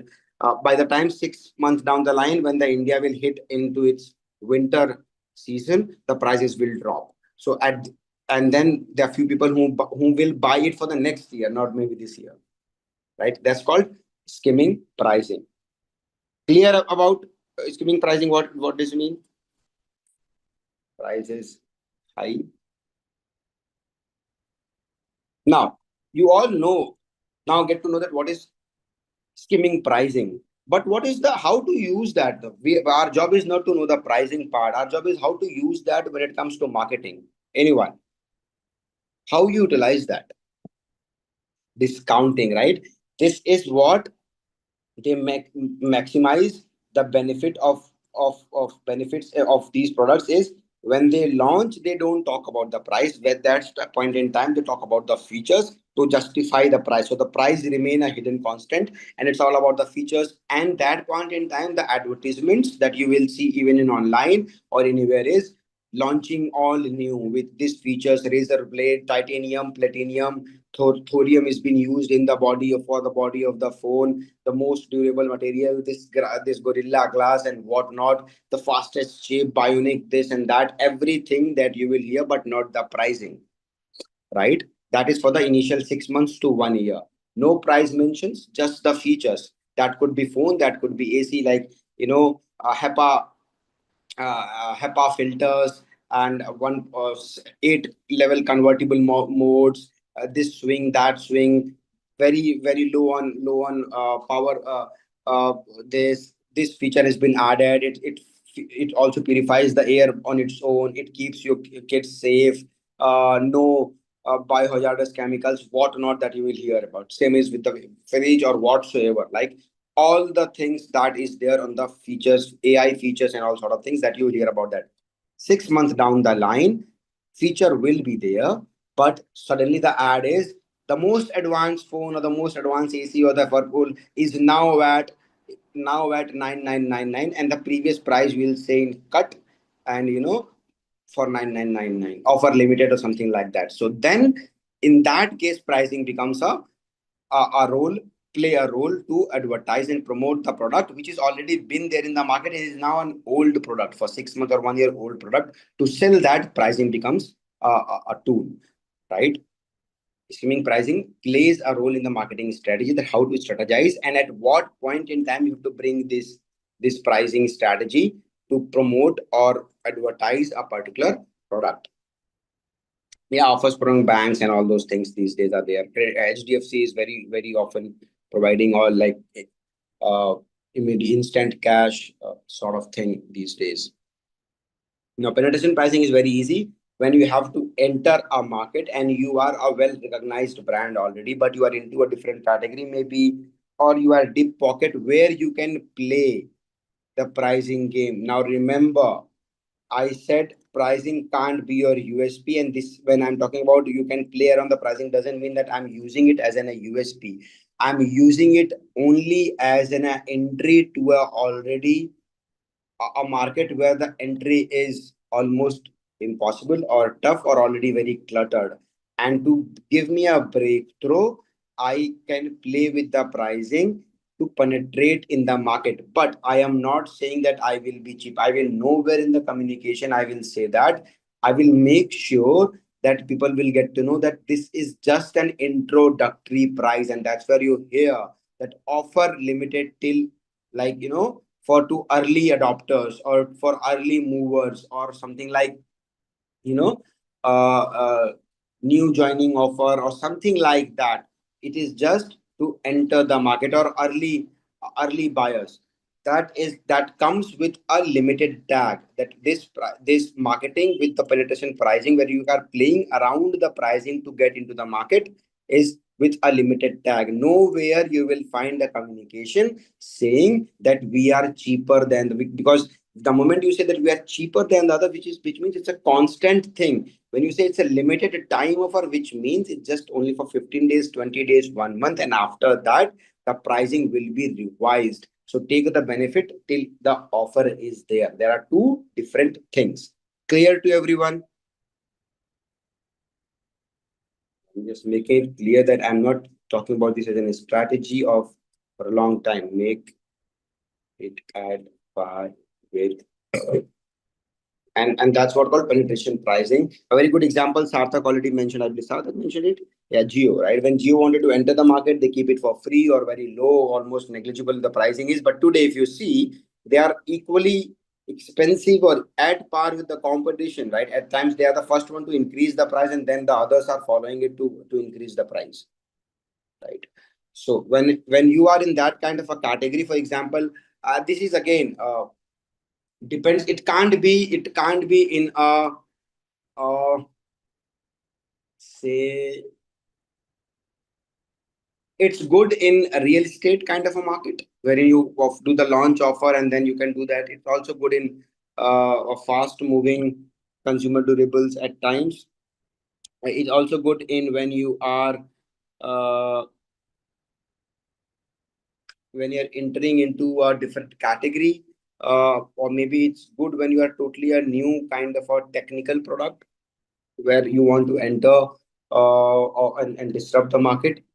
These kind of industries, this works well, right? And that's called penetration pricing. So you know that which kind of a campaign and how to promote that your story if you are into that category, and if you're launching a product, how to do that, right? I will not expect Zepto, all these Zepto is doing it, Blinkit is doing it, because they have to enter a market of e-commerce and disrupt the e-commerce market to make it a quick commerce market. You'll see a lot of initially discounted. A very good example of this is also for penetration pricing is, not many people say that, but Uber and Ola is also very good example, right? If you remember, when this Uber and Ola came in Indian market, I know Uber has been there in the European market and in US for a long time. But when they entered the Indian market, the first ride was free, or 50% discount on your second ride, right? Because they were bringing the change in the behavior of the customers of our Indian customers. Now, I don't know how many of you are of that time, how many of you are totally new and started traveling out after Ola and Uber. But if you remember back in the days, for example, for me to give an example of a city in Mumbai, right? If you have to travel and you have to, there was nothing called pick up from a door like Uber, Ola, and Uber do that. So you have to go out, and if you are like living in whichever region of Mumbai you're living in, if whether their auto rickshaws are allowed or whether they are taxis, right? You have to ask at least 10 to 5 or at times even more auto rickshaws and taxis. That whether you will go to this destination or not. They were very rude at times. They say no, we will not. You have to spend a few time if it's hot in the afternoon, then you have to spend some time, then they keep on rejecting, and one fine taxi guy or the rickshaw guy will may have a mercy on you and accept that okay, he will go, and then you board the ride. Is if any one of you have experienced that. The same was the case in Bangalore, maybe the same is the case in Delhi, that you have to chase the autos and the taxis, right? And we were okay with that because that was the lifestyle that we used to live, and or otherwise you have to choose the public transport. Same is in Kolkata. But then Ola and Uber came in, and then they have to change the behavior how we see traveling within a city and how we have to use it. So they have give huge discounts and offers that first ride free, and the feature itself was very great that you have to book it from your home, sitting at home, just from an application. When the cab or the taxi is waiting at your doorstep, that's the time you have to go out, sit in an AC, because earlier there was not AC cab also, right? And they are giving an AC ride, convenient, safety, door to door pickup and drop, and all of that with an air conditioner, and at half the price or almost free compared to the a tough ride in a taxi or an auto rickshaw on those roads, right? So that was a game changer for them, and they have disrupted the market. First, they are giving a lot of facilities, door to door, AC, safety, with a very less price compared to what taxis and autos are charging, or almost at their price, but with more features to me, right? And that's the penetration pricing. Once they have penetrated, now you don't see that kind of discounts that, next ride will have 100 rupees discount or 120 rupees discount. It's expensive now. Traveling in cabs is expensive, but now they've made the change. Now they have made habit change. Now today, if you have to leave, let's say, go 15 20 kilometers, and you are not a person who travel by the public transport, it's almost tough to think to go out without thinking of Ola and Uber, right? Like, you book your cab first, you book your taxi first, and then you step out. Yes or no? So that's about penetration pricing. And that's how, when you are in that kind of a market, or when you are helping that kind of a client, you can come up with a certain campaigns also on online and app based. I remember people remember only the hoardings of Uber and Ola, but they have done a lot of app based promotional campaign, and that was all penetration pricing campaigns to enter the life of the customers and make this habitual change in their life. Yeah, they have not made people addicted to the comfort. Comfort is such that it's by nature it's addictive, and that's all the reason of success behind Ola or Uber or Zomato or Swiggy or Blanket or Instamart or Zepto. Comfort by itself is an addictive in nature. uh, Air tickets, very rightly said. See, as the moment I mentioned that you don't have a lot of loyalty needed. To be very honest, you are not loyal. I mean, a few might be, don't take me wrong in that case, but none of us are very loyal to Ola or Uber, right? At the end of the day, till the time the cab is good and I'm getting dropped from point one to point B, and if one is charging me, let's say, 500 rupees, and the other one is charging me 800 rupees, I will go with the one who is 500 rupees. In fact, I know so many people in like corporates and everywhere else, before they booking the cab, they check both the applications, and wherever they get for 50, 100 rupees cheaper, they book that cab. How many of you do that? Be honest to yourself. And there's no shame in that. I It's totally, I mean, you have to save your money. And if you're getting any services, the same services at a cheaper cost, why not? How many of you do that? Right? Always compare both the apps, Ola, Uber. On, if in some cities there are a few more apps. I believe in Bangalore there's one more app these days, like Go Ride or something. Yeah, Go Ride, or there's one app which when I was recently in Bangalore, I used it. Somebody have suggested me. Rapido also, yeah, Rapido. Rapido is in Bangalore also, if I'm not wrong, or some other app is Bangalore also. Geeta is always sorry. Ojas is always Uber. Okay, InDrive is also there, right? Right.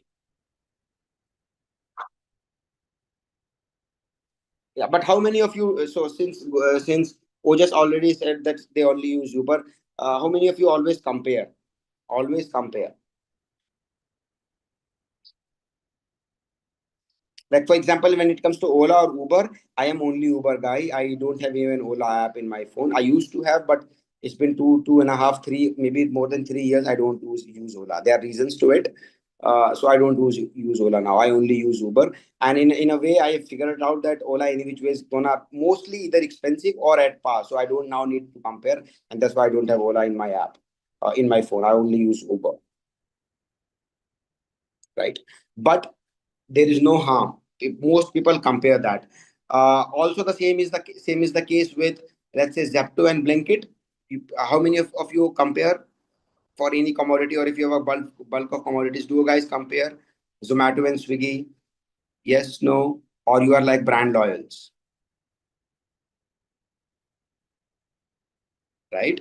Also, the case with whenever you book a flight ticket, how many if you compare from different platforms, Make My Trip, Go Ibibo, what you call Sky Scanner, and different platforms, or you're like, no, I have to book my ticket from Make My Trip, whether even if Make My Trip is charging me $1,000 extra. Do you guys compare, or you don't? You guys are brand loyal of Make My Trip or particular, right? Ojas is one brand man, but most of you all compare, right? I mean, for flying ticket, even I compare. I always compare with Make My. I open at one go all the three, two or three. If I am booking, if any of those who are inviting me, or any of business trips I don't care. But when I am booking, I do compare all two, three platforms at least, because what happens is in most of the times, some platforms give me a discount worth of 100, 100, 1,500 rupees, which is a good amount. Like 1,500 rupees would be a good amount for me to enjoy a meal at the airport, right? Why not?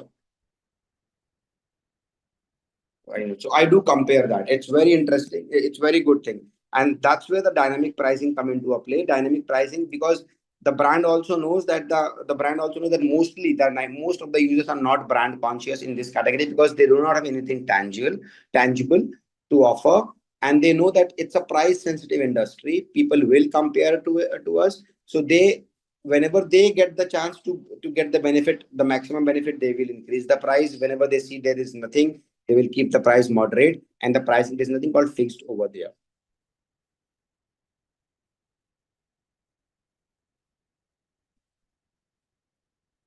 Yeah, that's there, Ojas. If you search many a times, the algorithm do notice it, and change the prices accordingly. That's why when I book a flight ticket, I mean, I with Uber it happens. With Uber, in fact, it happens. Uber and Ola, it also happens. If your battery is low, if your phone battery is less, you will get more price. How many of you guys are aware of that fact? That if your battery is, let's say, 10% or 9%, all of a sudden your prices will be very high, because they know that you are in an emergency situation. It happens, Jitendra. When if your phone battery is very less, and you are at a situation, we are a location where you're booking a you're not at your home, or you're not at a location where you can charge the phone, and you are booking a cab, your prices will be higher. Let's suppose if the normal ride will be costing 500, you will have to pay around 700, 800 rupees. Yeah, that's called dark billing, or dark secret of online apps. Something like, some term is there, right? So that's the now established phenomena, that prices are always higher on iOS devices than an Android device. But this battery less, if your battery is less 10% or something, and then if you're booking tickets, you will end up paying more, because they know you are in a situation wherein, if in few minutes you'll not be able to book, or you'll not, your phone will be dying, and then what will happen? So they increase the price, and that's why it's called dynamic pricing. Depending on the situation, condition, and need of a customer, the prices fluctuates, and there is no loyalty, because you are also not loyal to them. To be very honest, you will also look for the lower price, and they will also try to get the benefit. Whenever the situation arises, they will try to get the maximum from your pocket out, right? Airline is a very good example. Ola, Uber is also a very good example of that. All these quick commerce platform are a very good example of that, and you are all agreed that you all do the comparisons. So we clear about that?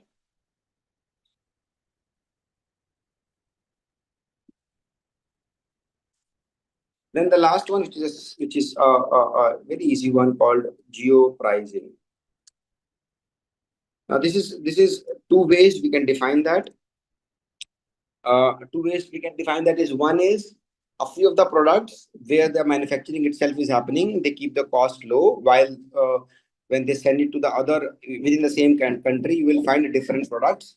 a different price of the same product because the logistic cost come into a play. For example, if you buy how many, I don't know how many of you have practiced that, but if you buy all of you are aware of Amul milk packets, the packet milk of Amul. Every day morning you can get it, right? So if you try, sometimes if you just buy that or some of the bread that you buy, you will find that there are two prices mentioned on that at times, that let's say rupees 30 in Gujarat and rupees 32 in rest of India. Have you ever read that kind of line in any of the products, in some of the products? Yeah, Jitendra sir, yes, right? So that's called geo pricing, because geographically they keep the same commodity, but the pricing is low. That's called domestic pricing, different. And then there are some international products also. First, we understand this. So Amul, there are few like Vips bread. Vips bread is from, I believe, is from Mumbai. So they keep the pricing in Mumbai different, and then the pricing for other India is different. So newspapers also do that, yes. Whenever, if any one of you are having this, what you call, prepaid SIM cards, right? The pricing for Mumbai and Goa circle and rest of Maharashtra circle is different. How many have noticed that? If any one of you are from Mumbai or Goa, right, you will notice that while the other, like the metros are not part of the state. So if you are recharging your phone for Mumbai, ideally it should be Maharashtra circuit, but the rest of Maharashtra is different and Mumbai pricing is different because Mumbai is something like that. Let's avoid those petrol and all just because that's government control. There are government charges into that. Let's talk about the brands itself. Like petrol pricing, we can't say much about that, right? So that's kind of geo pricing domestically. So this plays at two levels. One is domestic and then international. International, I don't give much examples on that, but a very good example of that is Netflix, wherein a Netflix for a common basic plan of Netflix in US will be costing around $12. If we convert with the rate today, so say on an average, let's say 88 rupees of $1. So that would be roughly around 1,000 rupees of Netflix subscription, right? While the same Netflix with almost same kind of content and everything else, you can buy in India for about 200 rupees. I don't know. Right now it's 200 rupees or something, right? Yeah. So the huge difference they because of the kind of audience, maturity of the audience, and also the purchase parity of the audience, the prices differs. Now Netflix have to do the server, this and that service, everything there in India as well for them, but they keep it cheap. Also the volume game is there, we can say that, but from 1,000 to 200 is a huge difference, right? So that's called geo pricing. I will just mention about example bread and milk, and then also subscription based services like Netflix. And last but not the least is called bundle pricing. And this is what the most one of the most used pricing strategy by the marketers like us. We use it so often. What is bundled pricing? And this is where you can trap the customer. Not, I would not say the trap the customer, but how well the pricing strategy has been used by the brands to keep or hook the customers. Do not let them go, and also make them spend more than what they have came for. And you all are part of it. Being a marketer, you all do that, I can say that. How have you all experienced that? You go to a portal, let's say Flipkart, Amazon, or no, not bundling with established product. I'll tell you, Flipkart, Amazon, or Blinkit, or any of the other Zepto you go to, and let's say you went there to buy a dozen of egg or something. Let's say not the Flipkart, Amazon, just Zepto and Instamart, right? You went, or Blinkit, three platforms. You went over there to buy a dozen of eggs. and then you get a message that if you add 100 rupees worth more of product, your delivery will be free. Yes.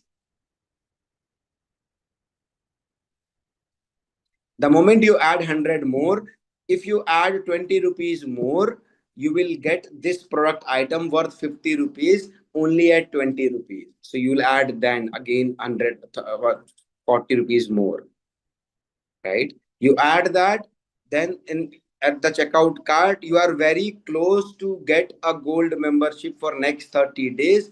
If you purchase for rupees 500, you will get a gold membership for next 30 days. So you add 100 rupees more. Happens with you?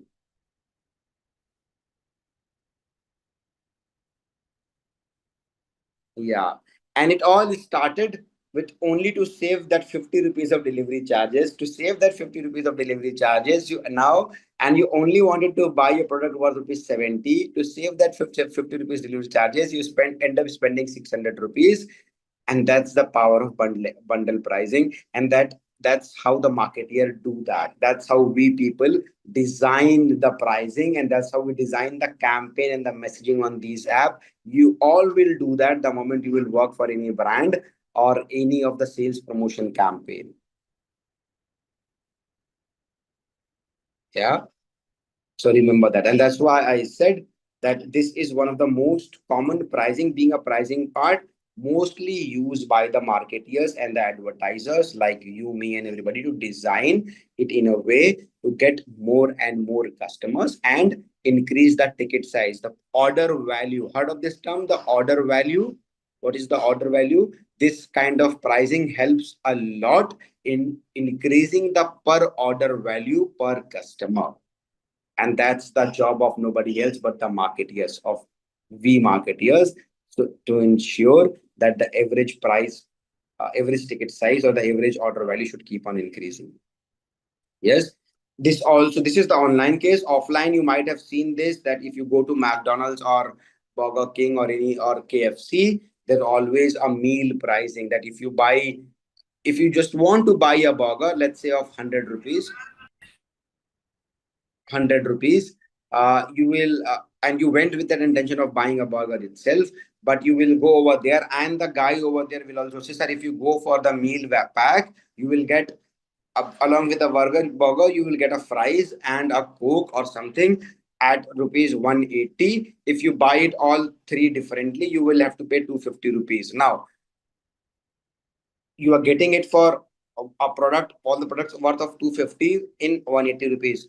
But was it the need for you? No. You went there only to buy the burger. But now the psychology and the power of marketing, how it plays is that you start to calculate that from 250 and I'm getting it for 180, I'm saving 70 rupees. But you're paying 80 rupees extra for which you never intended to, but you end up doing it. That's the power of bundle pricing. And then the average value also increased.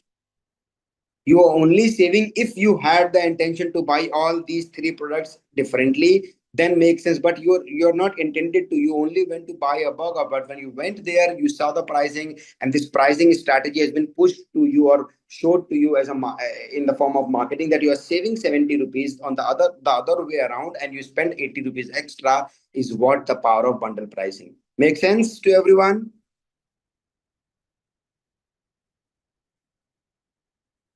And I tried with all the pricing strategy to give an example that how we all are some or the other way part of it.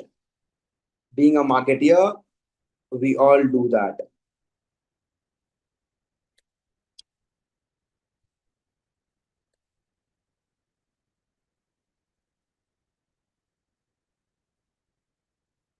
I'll write the full form.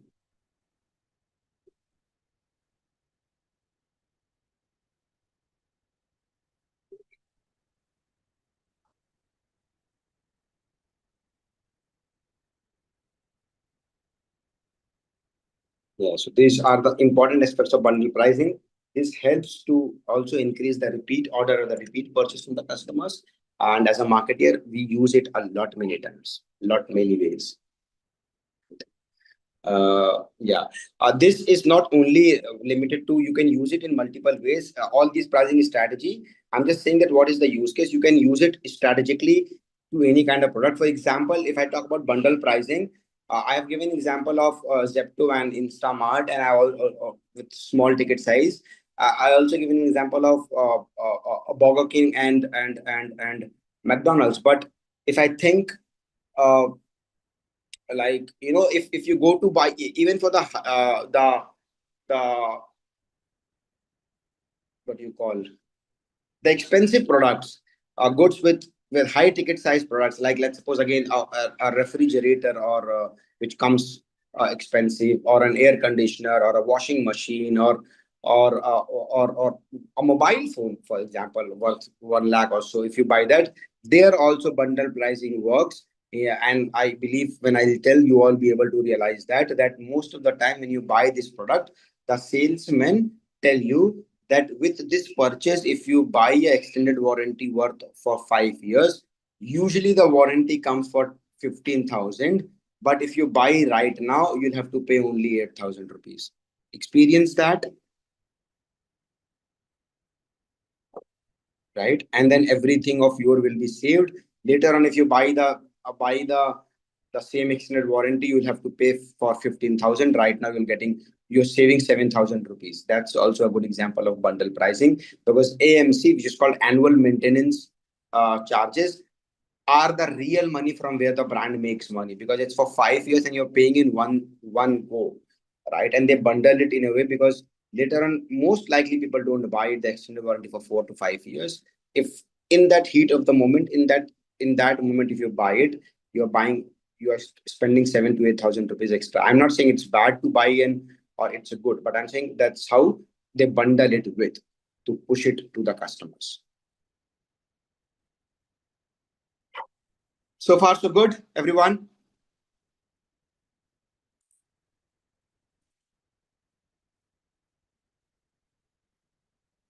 Okay. Now, as we talk about a lot of making campaigns, maybe a bit of strategies, what to do, pricing strategies. But at the end of the day, when you make a campaign, right, all thing is done. When you make a campaign, you design best tagline, you design the best pricing strategy, you have done a lot many things, uh, how and what to do, everything else. But at the end of the day, all matters is that when the customer lands, and where do the customer land?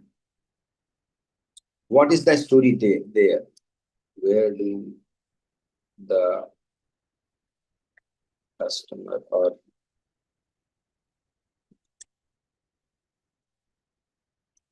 this is what matters the most, this is what makes the difference, this is what at the end of the day, you did a beautiful campaign, you design a beautiful campaign, right? All the offers, everything in the campaign prompts, and once the audience will click on that and once land on the landing page, right, that's where the game changes. If everything is good, but if a landing page is not worth it, if it's not good, right, or if it's giving false, uh, in the advertisement you have said something, you have just made promised the moon to the customer, and if it's not there on your landing page, right, you are not only losing the customer, you are burning the money. But remember, because remember, this is not a organically driven audience. For to bring this audience, to bring this customer onto your portal, you're spending a good amount of money in terms of campaign, designing the advertisements, and then running it on maybe social media platform or Google platform, spending for each click that is coming to your website. And if there is a mismatch between what is being promised on your all these advertisements, pricing and sort of thing, and it's not there on the landing page, or the landing page is not, or the landing page is not very great, or the landing page is not having a great UI in terms of experience or interface, the audience will move back, and all the money, energy, time, resources that you have spent to bring that one customer on your website, you will lose all of that along with the customer itself for a long time. So ensure your website slash landing page, and we'll try to understand some examples from good brands that how the landing page should be. The landing page is full of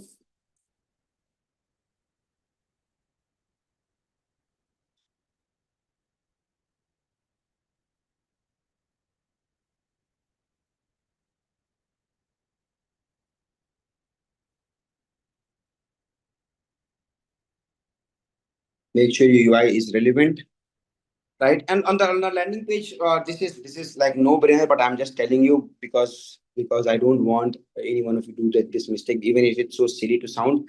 Make sure that on the landing page, even if it's a standalone landing page or your website landing page or a campaign landing page, wherever you are, ensure even if there's nothing, but if you are bringing customers to make the sales, make sure all the policies are well defined on your website. I request you all, please do that, even if you're doing for yourself, for your customers, for your brand, uh, for your family. Please make sure that policies should be well defined, because laws are very much favoring customers, and it has to be, it should be, right?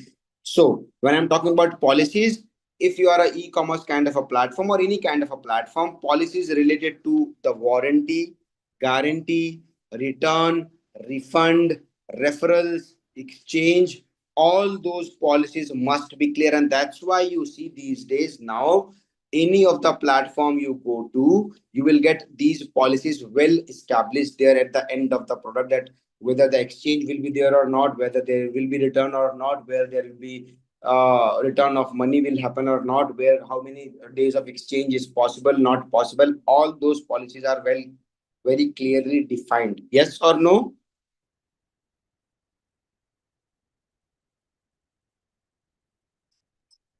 Yeah, because if any of these you will by chance fail to mention that, by default the benefit of doubt will go to the customers, and there are some nasty customers who will use it as against you, and there have been incidents where the brand have to bleed and pay for these goof ups, right? Even for example, earlier the brands like Flipkart also doesn't have not have so many times have failed to mention these things clearly, and these loopholes have made huge losses. Very rightly said, Sumit. I just used that line. These loopholes have made huge losses to the brands. So and then we'll take an example, right? We'll take an example. So first, let me write it down. That UI, this is very important. Your UI should be very, very friendly, because you are, remember, as I said, you are bringing your hard and you are doing, you're spending your hard earned money. This is paid strategy campaign. You are spending your hard earned money to bring that one single customer to a traffic, and because of UI, if the customer is moving back, you're not only losing the customer, you're losing a lot of money as well, right? So make sure your website is full-fledged. Yeah, UI is clear, clean, well optimized before you go for a paid campaign. If you are not ready with this, don't do a paid campaign. Wait another one more month, but go only after that. Policies should be well defined on your website, which is warranty, royalty, return, refund, and I'm just writing everything. Exchange to avoid legal patterns.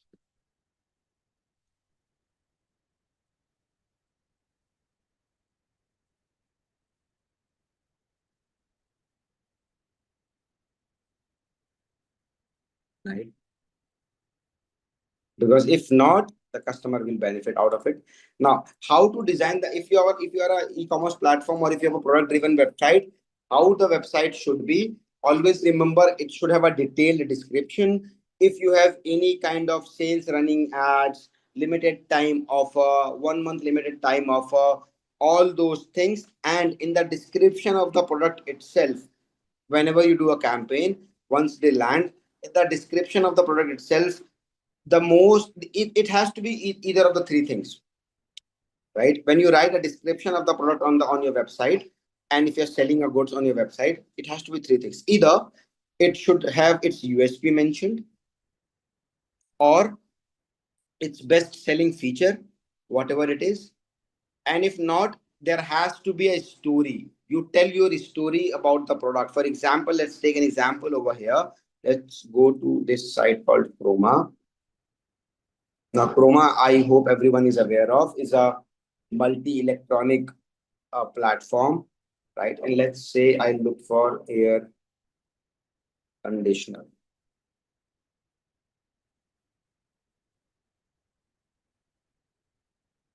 right? Yeah. And now this is what I'm talking about. So you see, this is how you need to write the description, because this is not only for a good strategy or a good practice for paid campaigns to bring the audience right over there, and at the first look they should know there's a match between the ad and then on the product and what they have came for. But it also a good practice to enhance your SEO. So via SEM, via paid campaign, you can also boosting your SEO because your description is well written for the product. So if let's suppose I click on this, or let's say I click on this, right? Everything you will find. So you see, premium series 1.5 ton 5-star inverter split AC copper condenser in bracket, right? Now this is could be a feature, could be a good feature, or good to have feature PM 2.5 filter. But that's how you supposed to write the description of a product whenever. And why I'm saying that, because in some most of the batches, there are few people who are doing their own e-commerce website, and they are taking the sessions or the consulting, and they just write leather bag, or brown color bag. That's how you're not supposed to write the description. You're supposed to write the description with its three things: either the story, if there's a story about your brand, or the feature that makes it different, or something, some USP or whatsoever. But write the description that way. That's make a difference between a good e-commerce platform and just an average e-commerce platform. So you see over there, right? And if you are a multi-brand platform, always remember your brand can only benefit from the brand value of the other brands that you are selling on your platform. For example, in this case, right?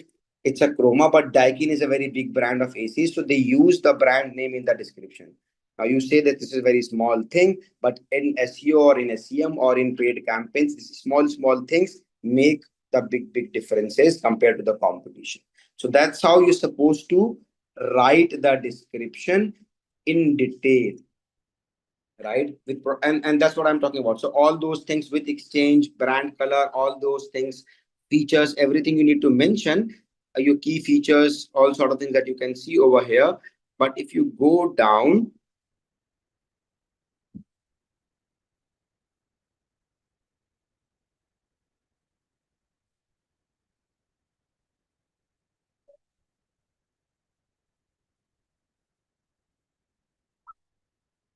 these are the reviews.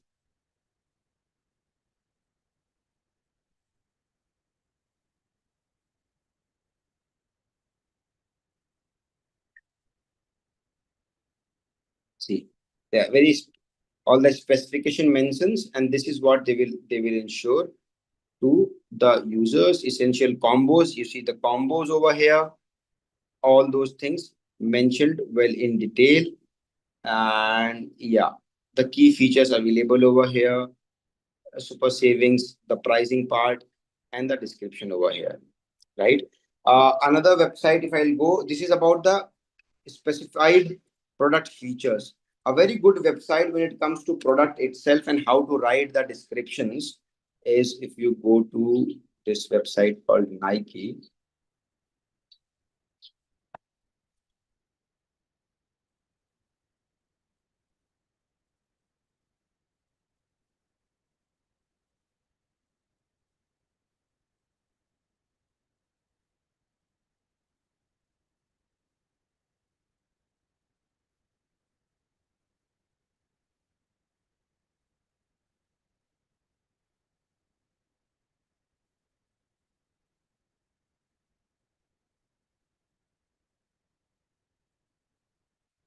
Let's say go for men, all shoes. And why I'm giving you this example, I want to show you that even if a brand like Nike, of course, it takes some money, but how detail oriented they are. And for this, I'm not taking an example of Apple, by the way, right? You see the kind of, this is Nike, and they could have just put one photo of their shoes, some details, and they could have done. But they know the power of customers and what kind of, and that's the reason this is an aspirational brand, because they understand the nerves of the customer, and that's how the description and the landing page should be, right? So you go over here, you can see the kind of product detailing in terms of photo itself. This is like from all angles and this and that they have done. But apart from that, if you just go over here, you see this is the kind of story that they bring. So maximum cushioning in the Vimero provides a comfortable ride for everyday runs. They could just write best Nike shoes for running, right? And still they will be able to sell it.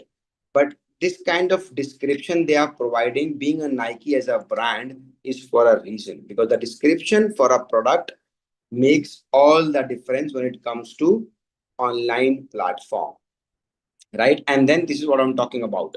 All the policies must be very clear in these kind of products. All delivery and returns, how this was made, and see, this is the storytelling I'm talking about. So this is the description, and there is a storytelling about the product over here, right?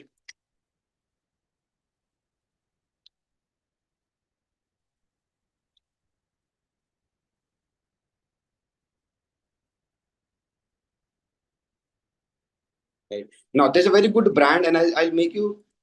That's also sells. Not that it doesn't sell, but I want to show you the difference between the how, for me, a great website and an average website looks like. Is this clear to everyone? Does it?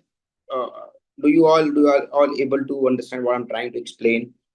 Tomorrow, if you have to make your own website, how detail oriented you should be before you go for the. This is all before you do the paid campaigns. All there, everyone. Right now, there's a brand again. I will open called Sketchers.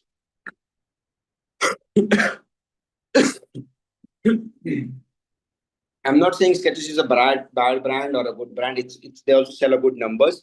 I wanted to show a difference between a great website and or maybe an average website, and you only decide which one you feel is much more detail oriented and better. If you have a choice and the money and everything else, which one you go for? Just by the way of presentation of it, right? So over here again, I go and let's suppose I buy for lifestyle. Sorry, lifestyle. And you see, I'll go for the red one. You see, and this is kind of everything is there, details, the kind of images from all angles. You just have a look of this. And then I go over here, I go for men, I go for running shoes.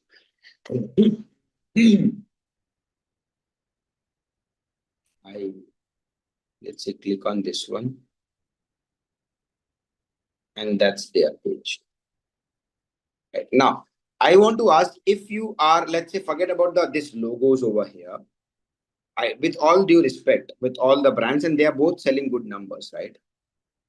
With Let's forget about this logo and let's forget about this logo over here. They're just two shoes brand. Which landing page, if you're just randomly landing to it, right, without seeing the logo, which landing page would you think you will be able to engage more? You will be spending more time, and you end up buying the product. Will it be this or will it be this?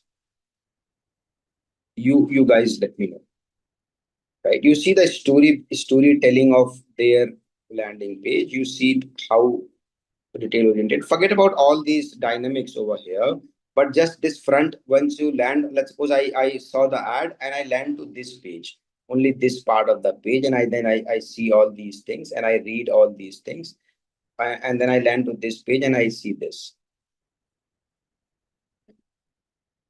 See, go run ride 11. Look at their description, right? Nike Air Max DND, and a lot about the product. right? They also have mentioned it, but it's there at the bottom, right? So the detailing, go into the detailing. Look at the images also. That says three shoes are all one leg shoe. One from the top, one from the like the horizontal view of it, vertical view of it, and the bottom view. Look at here, the different angles in pairs into different sides. This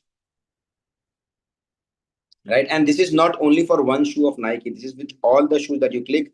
This is the kind of detailing they have put into. So if I'll go for women's shoes, Jordan,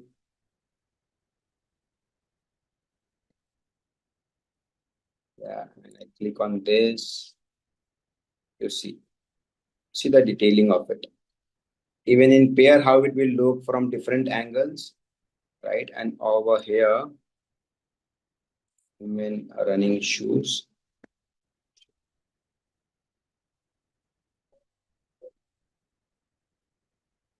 See, that's what I have in terms of visual point of view. Also, this is the visual presentation of theirs.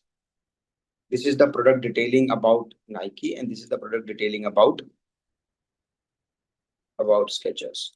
Now, cost-wise, I believe, okay, there's a bit of difference. There might be some shoes with the same prices. But if I would have to choose, if I don't know the logos and if I just randomly seeing the ad come to it, the idea is to explain that if you are not a brand also, and if somebody is just clicking your ad, after that, what happens is in your control. Because after that, the ad job is to bring the customer, but to convert that customer, to do the sales is in your control, and that control you give to the landing page. And that's why your landing page should be very comprehensive.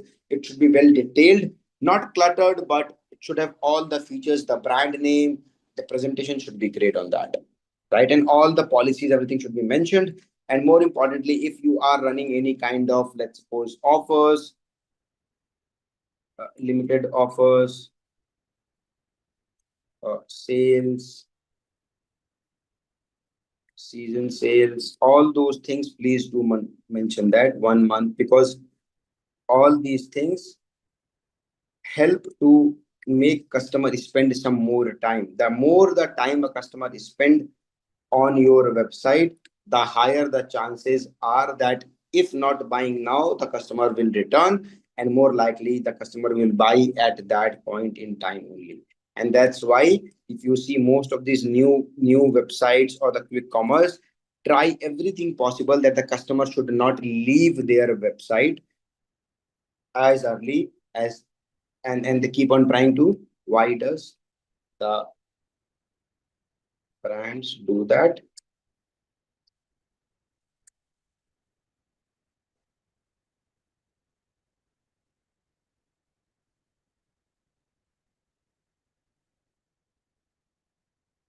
Keep the customers engaged to trigger the sense of urgency, to trigger the sense of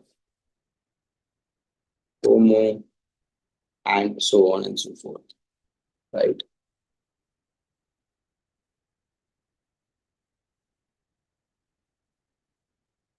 So the landing page plays an important, very important role when it comes to making your website. And in that, there's a tool. If at all you're running a campaign and you want to drive traffic and you want to capture the leads, there's a tool through which using which you can create amazing landing pages. Will not be telling, just making the landing page right now. But what I want you to do is that I'll tell you the tool right now. And then when you come, let's say, you can practice till next week and utilize this tool. Just plug and play. It's work on the freemium version. Plug and play and see that how good you are, or you can create the landing page. That this is one of the best platform that I'm aware of. It's called unbounce.com. If anyone has already worked on it, please let me know. Yeah, so this is unbounced. Uh,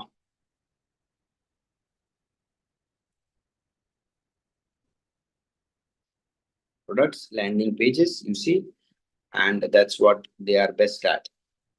You can don't buy for start building for free. You can do that, and that's how you can create the landing page. Smart, creative landing pages. Just drag and drop or choose what you want to do, and you can create landing pages of great usage for your campaigns for your product. Right? I will not be using it. We'll not be making it right now because it's very creative and subjective element. You all just try later on after the course in the next 1 week whenever you get a chance. You see. Over 15,000 brands really use Unbounce to boost leads and sales while saving their time and money. The brand generate more leads with Unbounce, and that's how the landing pages you can create. You see, there are different samples over here, and so on and so forth. You can get to check a few aspects on the landing page that we should ensure apart from the policies and some of the important warranties or returns guarantees policies. That is a must because, as I said, it may otherwise take you to the legal troubles. uh, and apart from that, we need to ensure these kind of offers are there because this works as a hook. If at all you are running any sort of things, we have to do that. Why we have to do that? Because of course it keeps the customer engaged and it triggers the sense of urgency and triggers the sense of FOMO, so that the customer end up finding it that if not now or not maybe never, and kind of that's when the sales happens. But it should not be just for the hook purpose. It should be reality. Whatever you have to offer, it should be there in the reality along with the terms and conditions and everything else in detail. We have seen some of the landing pages how it needed to be done, right? And that's what makes all the difference between a boring landing page and a good landing page. Then we talk about, then we did a case study, I believe, on this, and that's all it is. Right, so far, if you guys have, and it's a very very quick reminder of whatever you have discussed in the last 2 or 3 sessions, if I'm not wrong. And now, yeah, whatever you have, if you guys have anything in mind, please let me know. Please ask, and feel free. If you guys have anything in your mind, any questions, thoughts, suggestions, whatsoever you have in mind, so that we can address that in the beginning, and then we continue the session, and then later on also whatever we'll do today, we'll cover it up as well. So a very small aspect I need to talk over here. We started about the macro aspects that we need to know the target audience and all those things, and build the buyer's persona and sort of all the details that we talk about. Once there are two things, remember, right? One is a pre-campaign and a pre-campaign readiness and pre-campaign strategy, and the other one is the post-campaign strategy, right? And then in between, there is something called micro matrix that you need to keep on checking. I know you all are aware of this, but as in being on this side of the table as a tutor, I need to speak about that, so I'm doing that. Yeah, micrometrics are nothing but it gives you a great idea in terms of what is happening after the paid promotion is being done, what is happening on the landing page, and how the audience is responding to it, right? A very great way of that to understand after the campaign also, that which section audience are spending a lot of time, which section they are not spending the time, which section maybe the pilferage is happening, which page section tab the audience are going, and then after that they are just moving out. These analysis and this understanding is very important. May look very small but very very important. For example, the micrometrics like add to cart, right? Or taking or clicking on the subscription button, or how many of them created an account, or checkout procedure, right? Now, many a times what happen, and it does happen to us as well, that at times we go to the site after seeing an advertisements, we add it to the cart, but we don't check out, right? Or we just don't just keep it in the cart. All of us do that, right? Yes, no? Many times what happen is we add it to the cart, but seeing the delivery charges and there's no promo code or something, we just don't buy it, right? So these analysis will help you understand that whether to what section or what particular action has been a bottleneck or stopping the customer for not doing the final goal, or not going for the to buy the product, right? Doing that is very important, because we have to analyze that whether that delivery charge that we are putting in is more of a cost, or bringing that customer to that portal to add to the cart and do the selling is more of a cost. And then we can also evaluate, right? The biggest importance of this kind of metric analysis is apart from what I said, is something else. Any idea what is that? Finding out issue, it won't be an issue. This is from the client point of view, from the customer point of view. It's a very great way to do a lot of one of the biggest part of the marketing, to analyzing these things.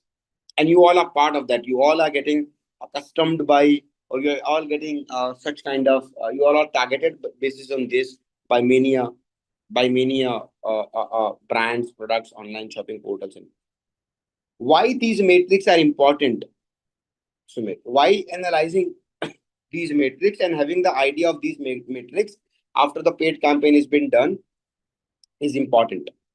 What it helps into when it comes to marketing?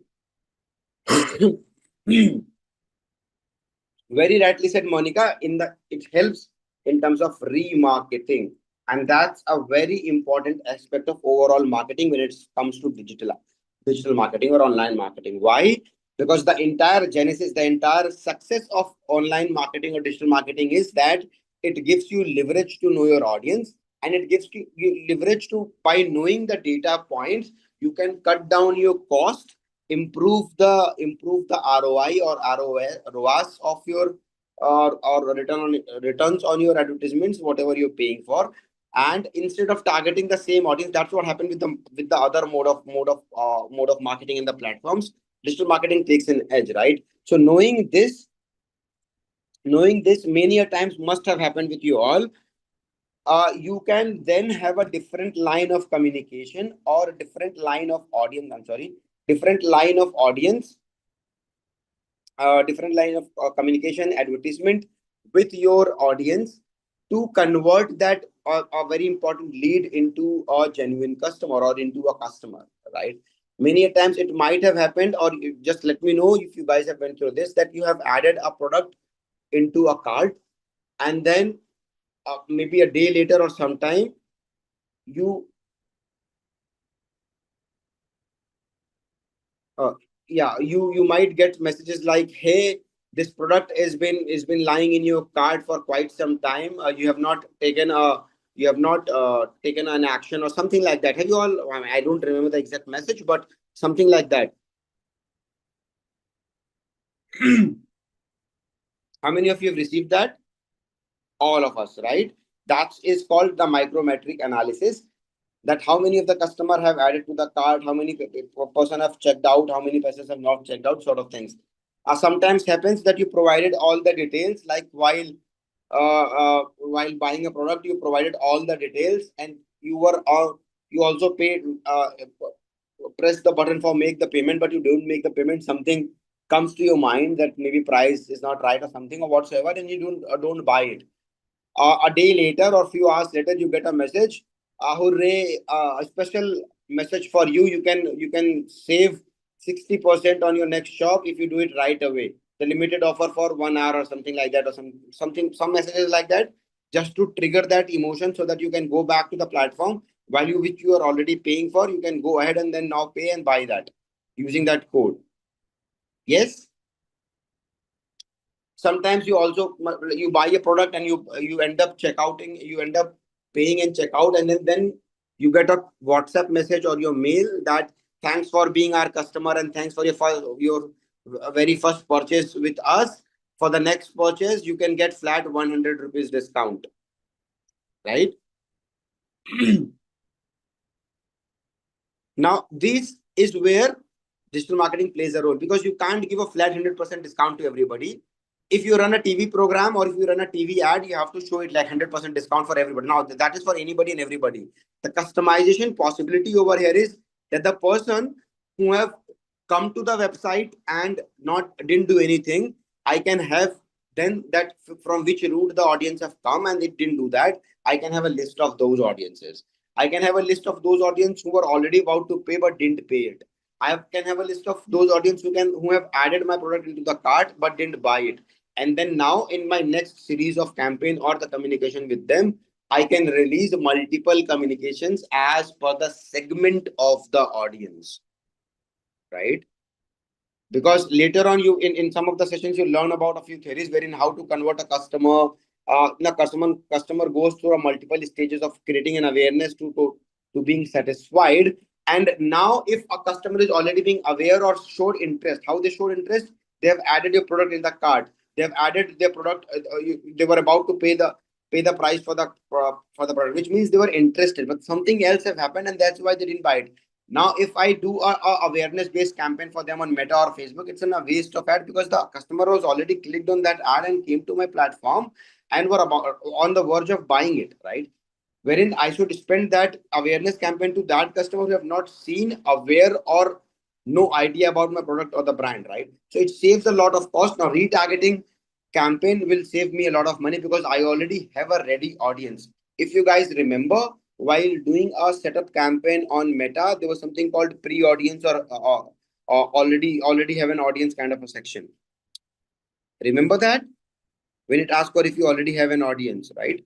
What is that audience? That audience is this, which you gather the data, analyzing the micrometrics that you have on your website or your platform or your application or whatsoever, right? And that's why when you're running a campaign, a deep understanding and analysis of all these matrix is very important because that opens the door for the another very important section called remarketing. Remarketing is a great way to not only convert the potential customer into a genuine customer or a real customer, but to push your product and also reduce your marketing cost, marketing efforts, and give rather allocate your resources in a more strategic and better way so that you can have a vast and wide reach instead of doing the duplication of advertisements and just reaching to the duplicate audience again and again and again. Make sense to everyone?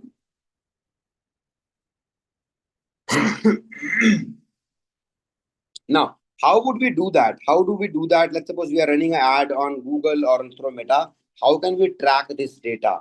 That from which ad or which ad has performed and everything else, how it's performing, how it's been doing, and all those things. Anyone, any idea?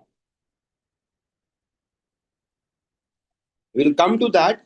But before that, I just want to give you a small idea about that if you run a campaign, let's suppose for all these, let's suppose you're doing a keyword targeting campaign, right? There are different strategies, not strategies, different ways that you should know that whether you how your ads are performing, how it is not, what all has been done to your ad or not. That we need to know that how it's whether the ad has been triggered or not. So that's called post launch campaign. As I was talking about pre-launch, we have done all these things, buyers persona, we should know the demographics. Now we are talking about post launch strategy. Now post launch optimization, the important thing is keyword target for that. So let me do it over here. So first thing first, when if you're suppose we are doing a keyword targeting campaign, there's a term called SQR analysis. Anyone, any clue what is that? I hope I'm making sense to everyone. If there is any doubt or if there is any confusion, even if my voice, my pitch, speed, whatever bothers, let me know then and there. Search query result analysis, which is nothing but after the campaign has been released. Let's suppose you did a Google campaign and right? Once the campaign is live, you do the SQR analysis. This is nothing but to check whether my brand or my ad has been triggered or not. What happens is when you run a campaign on Google, right? Not it may happen that your ad may not immediately get triggered. Triggered means that now Google has once you do the bidding and everything has been done, now your ad started to reflect on the particular keyword that you bid for. That's called SQR analysis, search query result analysis. So for that, all you need to do is that you need to check at what point in time it may happen. It may take few hours or maybe a day or two to trigger your ad because the ad will go to the Google. The Google analyze the ad whether everything is fine. If there is any uh, everything is legal, if there is any defamatory language or something bad or not, and if the creative is good, is if the ad has been made as per the guidelines, if everything is proper, then all the checks happens, and then ad is get published from the Google ad, and there, even if it's been published, it's not necessarily that it get triggered. Maybe the users are not right now looking for that keyword, or at maybe at what time, sort of things. So you need to check that at what point the ad got triggered. Triggered means nothing, that now your ad has been accepted by Google and will be ready to be shown as and when people will be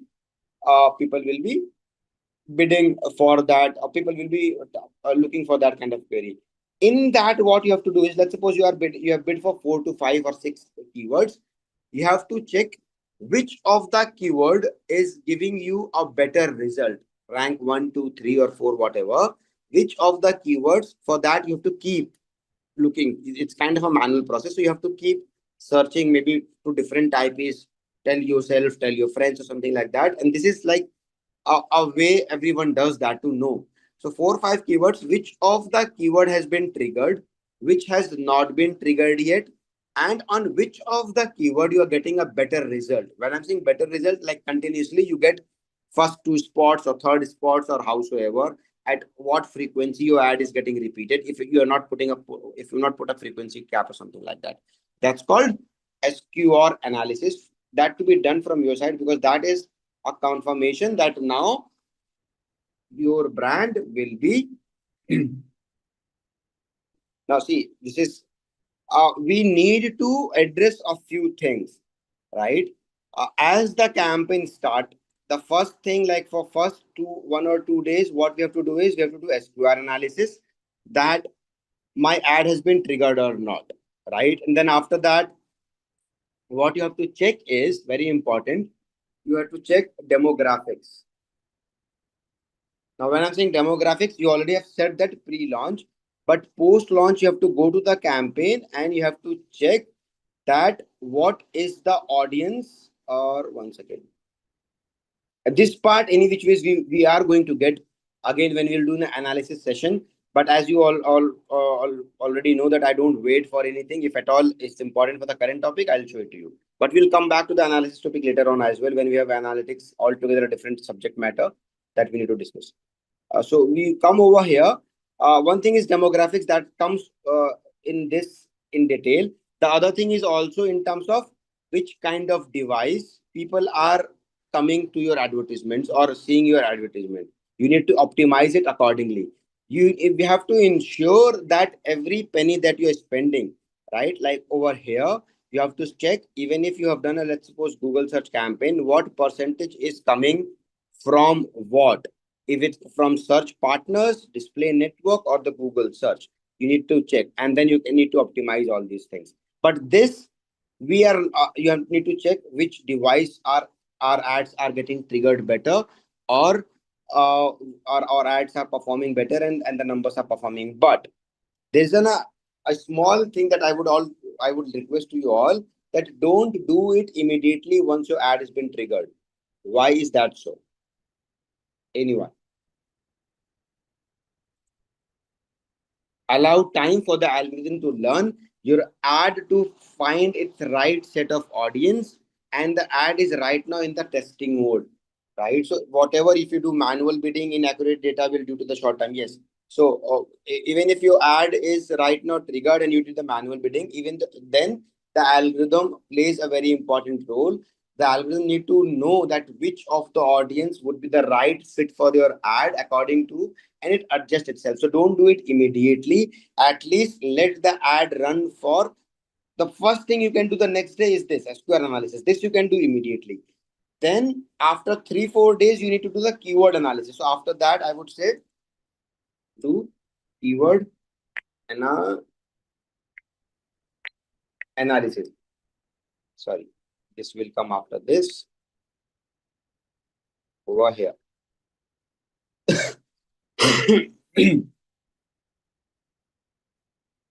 Now, keyword analysis you need to do, let's say, at least after 3 to 4 days. I would say a week, but at least 3 to 4 days you have to give. Why? because we don't know. Maybe on one fine day, some keyword has performed better, some keyword has not performed better. And basis on that analysis, if you just remove some of the keyword or add a new one, you will not get the right optimum result. So let the ad adjust, let the algorithm learn, and then algorithm will tell you that which of the keyword is has performed better. Like in this case, if I don't know if I can say it right over there, I need to go to the keyword section. All the campaigns for the same brand, which of them is performing better and not, sort of things. But that will get to know for the keyword for at least 3 to 4 days or at least a week time, that which of the keyword has done better, which has not done better. And then accordingly, the keyword which is performing better, you can spend more money into it or maybe optimize that better. The keyword which is not performing, maybe you can replace it with another keyword to do a try, right? Or the keyword which is not giving the right results or not numbers, not no conversions, sort of thing, then you can play around. But it can't be done in, say, as I said, on the first day itself. At least give it a week time to settle it down, and that's the time you need to do it. And then after that we need to do a set of my like all these locations, like which device people are coming in. Let's say after say 10 days, 10-20 days, you need to learn about device, demographic, all sort of other, you know, uh, search platform, all these analysis, to make it more accurate that whether you are getting the right set of data point of the data audience or not. You can also do, let's say, after ad optimization at this stage, or at this stage, once your campaign is ready, that you can check that which of the ad copy or the headline, if you remember the Google ads that we have created, which of the ad copy and the headlines is performing better, delivering better results. That, and also in that this headline in the description is working better which of the keywords, right? And this alignment of, then you find a perfect ad for you, that okay, this keyword, this ad copy, and this description is most of the time giving me the maximum output or the maximum right set of results. That analysis you need to do post campaign, but also along with the time. So this you can do again after say 15 days or so.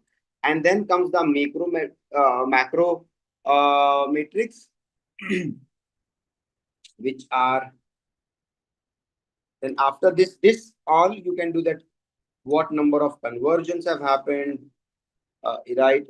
Conversion rate, at which rate you got the conversion, what is your, ROI, and sort of things. For this to happen, at least you need to do after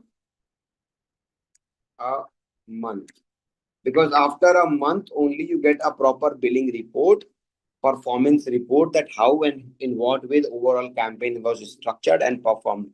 15 days you cannot say, or 20 days you can't say you can get an ROI and sort of things, or how what conversions happen, right? So it's a phase wise that you need to do once you do a run campaign, that 1-2 days this needed to be done, then keyword analysis needed to be done, 15 days you need to do the ad copy optimization. And after a month of running a campaign, let's suppose you have to run a 3-month-old campaign, so in month all this analysis needed to be done, so that for the next month when you're running a campaign, you have the best possible optimized results for you.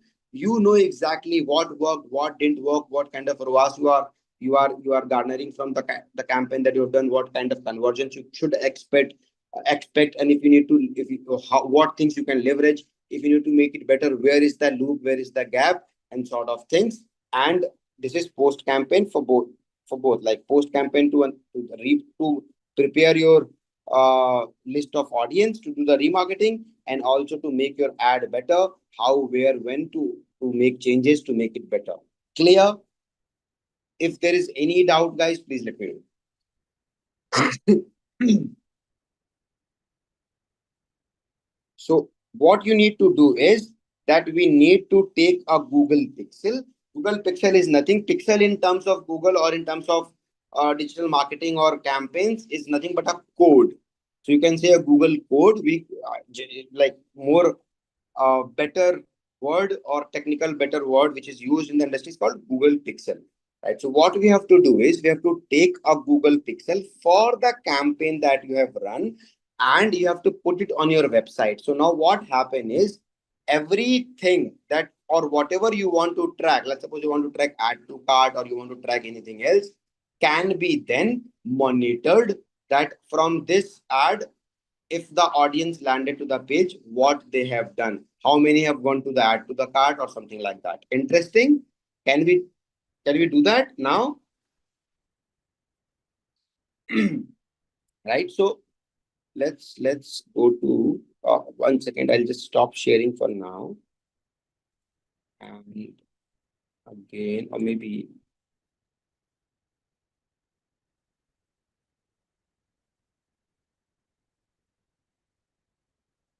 my screen is visible, right?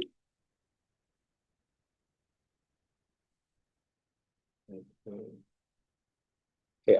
So this platform everyone is aware of. You all went to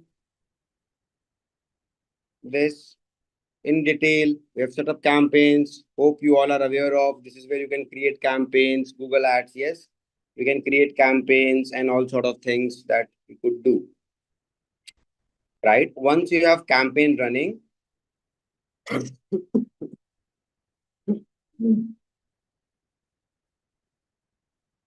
those who say they don't remember this platform, I'm so sorry, because we have detailed. I mean, we have dedicated quite a few days for this.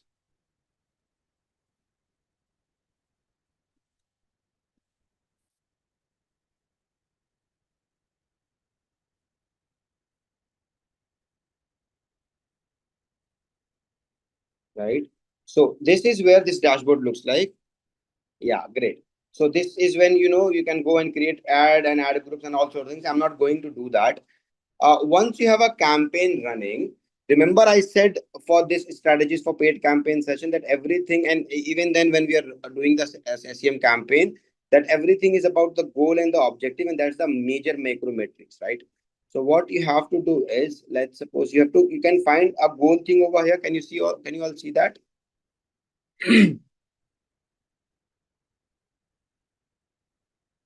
Right. Once we go to goals, you will find, or maybe campaigns. Once again, let me just check, because they keep on changing some of the other things and make it difficult for the people to know. So we go to goals.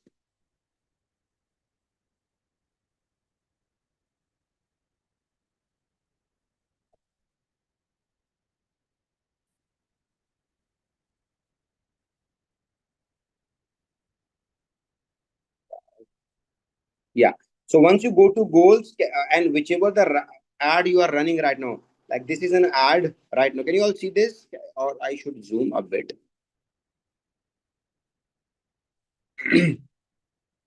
Better. So once your campaign is set, your campaign is running and sort of things or whatever, you go to this goal section, and the moment you click on this goal section, you find this create conversion action. Right now, once I click on this, so again, you will find that what you need to track, the website, the application, or the phone calls, or if you have a pre-detailed defined analytics already there, right? In our case, let's say I want to track. So conversion tracking is critical to successful online marketing.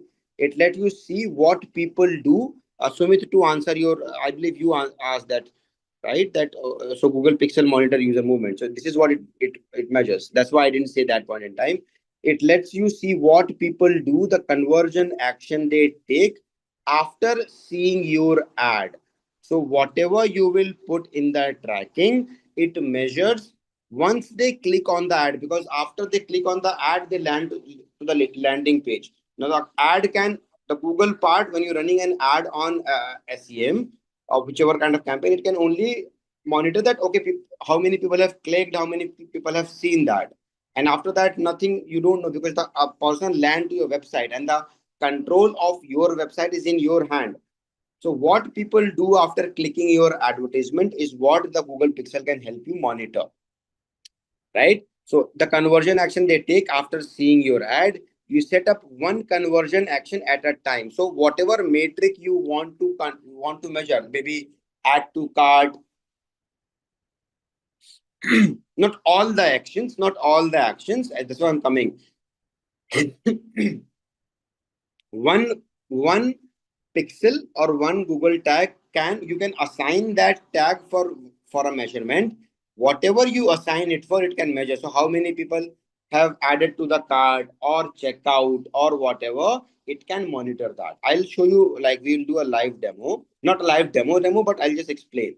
So let's say I go to this, select the kind of conversion you want to track. I'll click on the website tracking, and then this is where you need to put in the website or the URL of the website on which you need to put the pixel code. Otherwise it won't work because it need to be scanned. So I remember when we were doing a website session, we made a website called,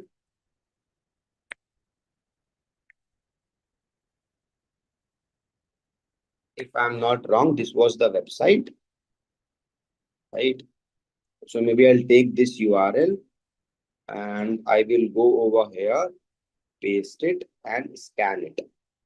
So website should be genuine, right? And so my website is there. Now I can create conversion action from website events and Google Analytics app events, all sort of things. Now this is where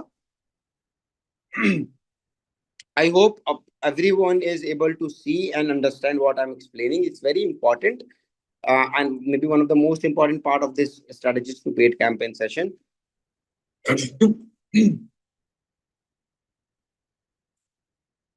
So once we go over here, this is where you need to add the conversion action.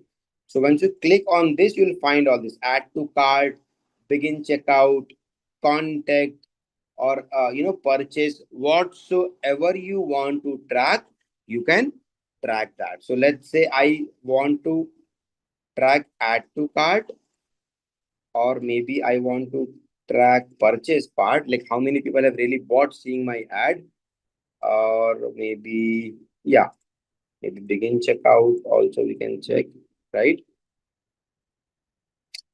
Or add to cart, event type, page load, and this URL. So it's a add to cart conversion when somebody visits page on this page. Anyone visiting on this page and click on the add to cart thing for my advertisement, it will, this pixel which I am creating will track that.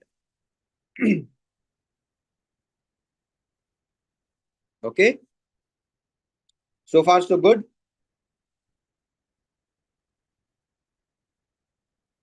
Yeah. Now this is where add creation conversion action manually, which means when I click on this, you can find a category again, like all those things. This is where you can name the conversion just for your understanding later on that what conversion I've created. So I will say add to cart, and then I will write it down over here. Say paid campaign strategy, pixel code 1, add to cart, something like that I need to name. This is important to know for which ad or for what I am creating that code. Or maybe change it to purchase, that will be better, just for, because at the end of the purchase is a goal. Purchase, use different value to different conversion, means you will see steps to add dynamic values to your tracking code on the next page. If you don't add this code, the default value entered here will be used. So default value is 1 rupee. So any conversion, even if it's one value purchase happen, it will measure. So you need to just add value. So I will use the same value for each conversion, which means that, even if anything beyond 1 rupee is getting purchased from my website, I will consider it as a conversion, right? Just to avoid the complications. Now select how many conversions to count per click or interaction. So I will count every recommended for purchase, because every purchase is valuable. So not any specific, every purchase which will be happening more than a rupee 1 of a value, I will need to consider that as a conversion action of purchase being achieved. Then I will go. This is very important. Right now, click through window is nothing. That many a times what happen is that whether you want to assign that purchase to your ad or not. Let's suppose somebody have seen your ad today and bought the product after 15 days or 20 days. So whether you would like to give the credit to the advertisement, maybe not, because maybe it didn't happen just after seeing the ad, but the first trigger was your ad. So you want to give that credit to the advertisement, that yes, this purchase most likely would have happened because of the person have come to the clicked on the ad. They didn't buy it, but later on buy it, maybe for some other reasons. But I will give the credit to the ad because that has opened the window. So this is where you need to decide that click through window is after till how many days. If the conversion happens, if the purchase happens after seeing the ad, you will consider it as a success or a conversion of an advertisement. So I will, so by default it's 30 days. You can change it to like 1 week, 2 week, 3 week, 30 days, 45 days. I would say, let's say 30 days is good enough of time. After seeing that, people at times take a month. So conversion can happen days after someone interacts with your ad. Select how much time after someone interacts with an ad you want to use to count as a conversion. So I can use maybe also 45 days, depending on you, how much you want to do that. Right? Once done, then you can say done. And then you can agree and continue. And you can see this account, because that's not a real campaign right now, anyone. This, it can't perform an action, right?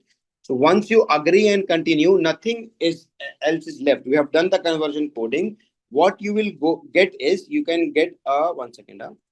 I will show you something like this.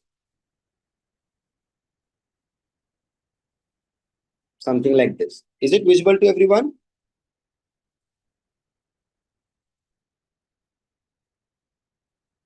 Yeah. So once we go agree and continue, you will get a message saying this is your you get a message saying, at the top you'll get a message, Google Pixel code or Google tag, whatever, and this code will appear. And at the bottom you will get a message like this: add this code to your website manually. Are we clear? And a blue button will be here saying copy the code or something like that, right? All you need to do is just copy this code, this entire code that looks like a weird language to you as a script. You need to copy this code, right? So we do it, copy it. And so for this particular conversion, and for whatever conversion you create, like for this conversion, I have created a code, and now it will track the purchase. Sorry, it was purchase on this website using all the values that I have added for this code, right? And this code will appear. Now, once I have to copy that, what you have to do is you have to go to the website that you have created. So you go to the dashboard section, remember? This also you all are remember. As I said, everything from day one, what we are learning will come as a link to each other. This dashboard, everyone remember, we have created the website using the WordPress dashboard. Maybe we started this in last year, December or January, I'm not sure. But I hope everyone knows that. Yeah. So what you have to do is you have to come to this dashboard, and then once you are there, what you need to do is you have to go to this section called appearance. Let me check. Under appearance, you go to this theme file editor.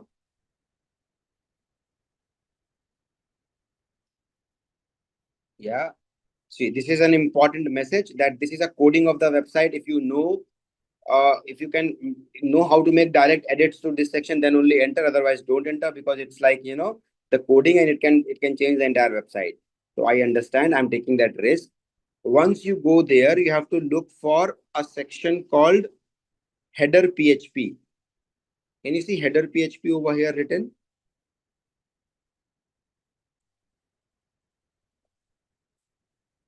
Header PHP. Click on this.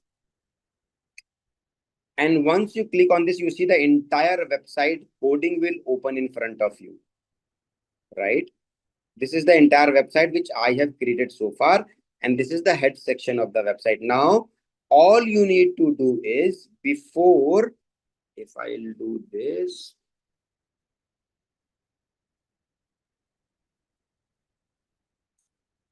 right? Before this section, can you see this head closing mention over here? If you guys will say yes or no, it will be better because my focus more is on the screen. So I don't know if you guys are following it or not.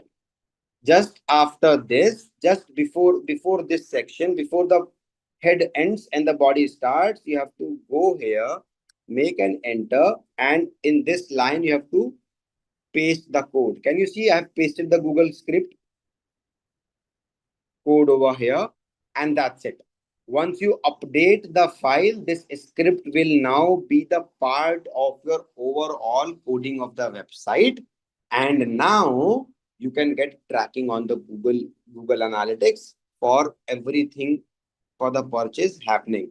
For even if after 40 days, 30 days, whatsoever the number you have added, if purchase happened after seeing the ad, it will be considered as that the conversion has that particular conversion has happened after seeing your ad. So we are building a set of data that how many purchases have happened after seeing the ad, after how many days and what had happened. Makes sense to everyone? Is it absolutely clear? I am not updating this file because I don't have this website is not an e-commerce website. I just showed it to you how to do that, right? I'll just go back, leave without adding the code to it.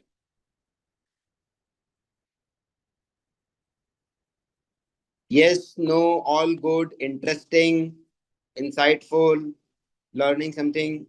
I know it's technical a bit, but I hope it's good use for you all.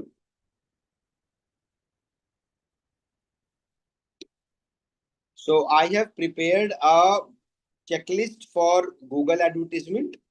This is like a bit of manual work from I have to done, but I thought it's good for you all. I'll share this at the end of the session today as this as well.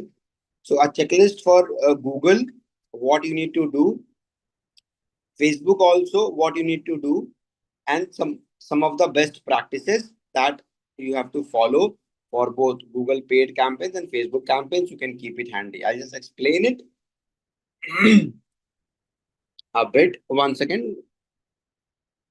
Thank you, Jitendra. Just allow me a second.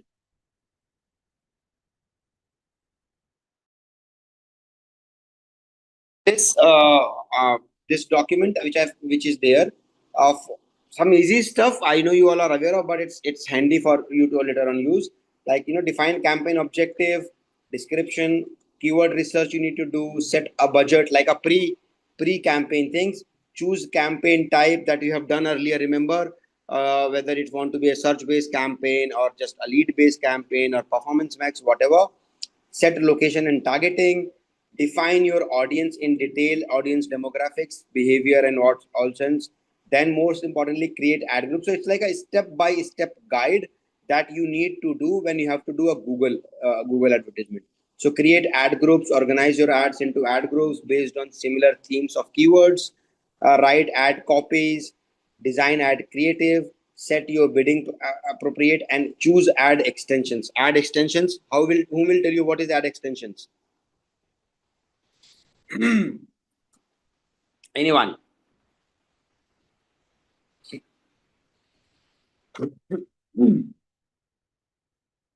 We have done this part earlier.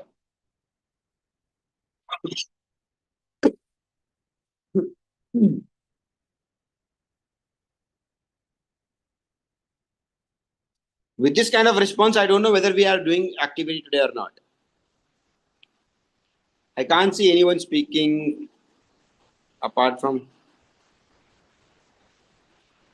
Yes, site links and call outs. At least Jitendra have mentioned. Thank you. So then you need to do the ad scheduling, and then you need to implement tracking, right? So this is what we have learned. And then after that, we have to review, like we have to enable ad rotation, choose targeting methods, review your final settings, launch of the campaign, and then check all those things whether we have discussed today is working or not. Similarly, we go to Facebook. This is where you need to define the campaign objective, not the keyword analysis. Like in this, you have to do keyword analysis. Over here, you need to do the audience, identify target audience, a set budget, choose ad campaign objective, and ad sets, and then all those things over here that we need to implement, learn, and sort of things do. Uh, and then we have some of the best practices. When what is needed to do is that conduct audience and competitor research before launching the campaign. We have done this we have explained this more in detail in this session, how to do that, to and why that is needed to be done. Over here somewhere, over here, so that I will that also have added into that.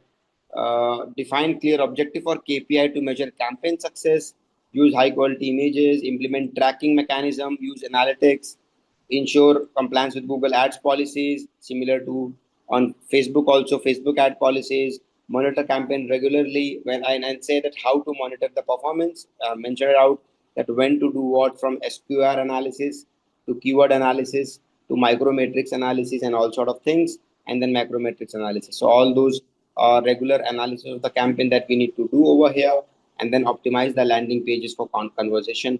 That also I have shared. In fact, we have given a tool also, which is called Unbounce, for you all to learn. So this is the kind of a good checklist that I've created. Every time that you have to do a Facebook campaign or a Google campaign, you can follow this procedure and also find some of the best practices that you must be doing to make it a good, reasonable campaign. Make sense to everyone? I will share this link as well with you all. Right?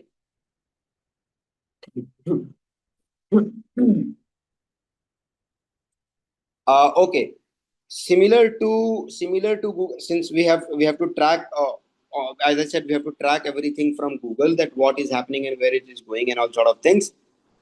We also need to, similarly, if you're running an ad on Facebook, you can show the ad on Facebook, somebody click on that, and once they land on the website, what they will do, you want to know, right? Also, you want to know that whether the add to cart thing done by the audience, that audience has come from seeing an Google ad or a Facebook ad, if both the ads are running together, right?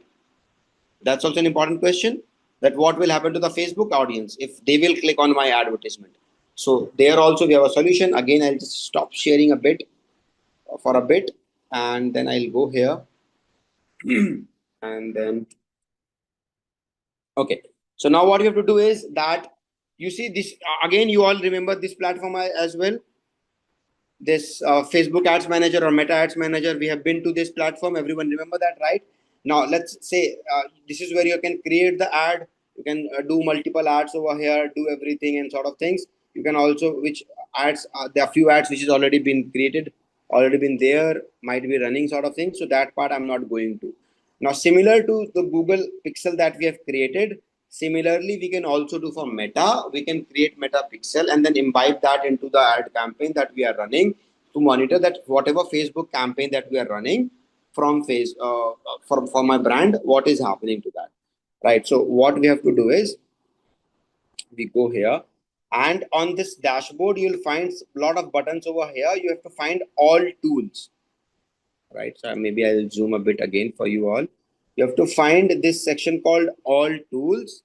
Click on that all tools, and that's when you have to find for a section called, let me just check, business. Yeah, it's on the top, business setting.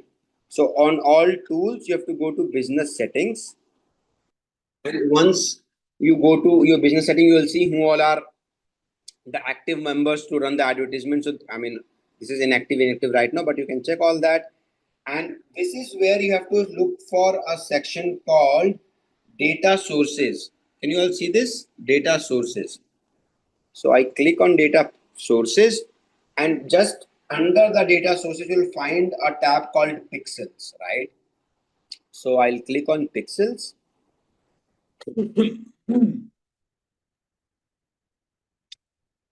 Pixels have a new location. We have made some changes to our platform. Why they keep on changing the platform, which I don't understand, but it's okay. They made it easy. So earlier the pixel was just once upon clicking the data source pixel, you used to get pixel. Now they have changed the location of pixels. So we have made some changes to our platform. You now can locate this asset in the data set section. So this is data set section within the data source menu. So we can go to data sets now, either this or we can click from here. Go to data sets.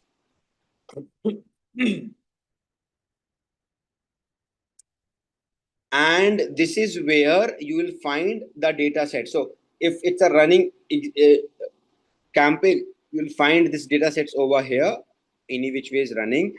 Or if you want to create a different data set altogether, you can also create it. So if you just have to, I believe, maybe zoom out a bit, you can see add. So you can click on add and you can create a data set over here. Just name it, and like, or you can select existing data set as well, whatever you have. So let's say if I want to paid strategy 13th April, next, right? So it's already here, right? So, and you can see a person who has full control. So it's me who is having full control for this ad campaign under this data set. You can also assign other people whom you want to give access to, those who are on this page. You can do all that to manage the data tracking and everything else. So once I click on this paid strategy or whichever data set, then what you have to do is we have to find this three dots over here. Click on this and it will open as a pop-up window saying open in events manager. So I'll open in events manager.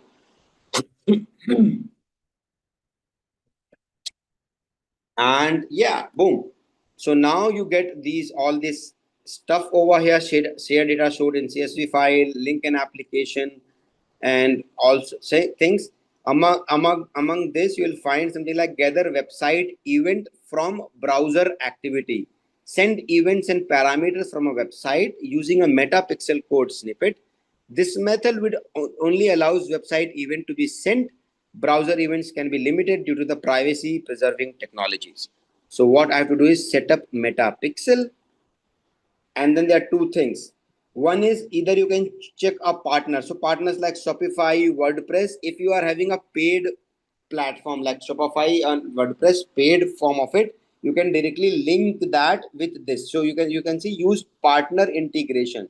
So if you have a paid platform through which meta code is also aligning with it, you can just click on that, provide the details, and the integration will happen seamlessly without manually doing it.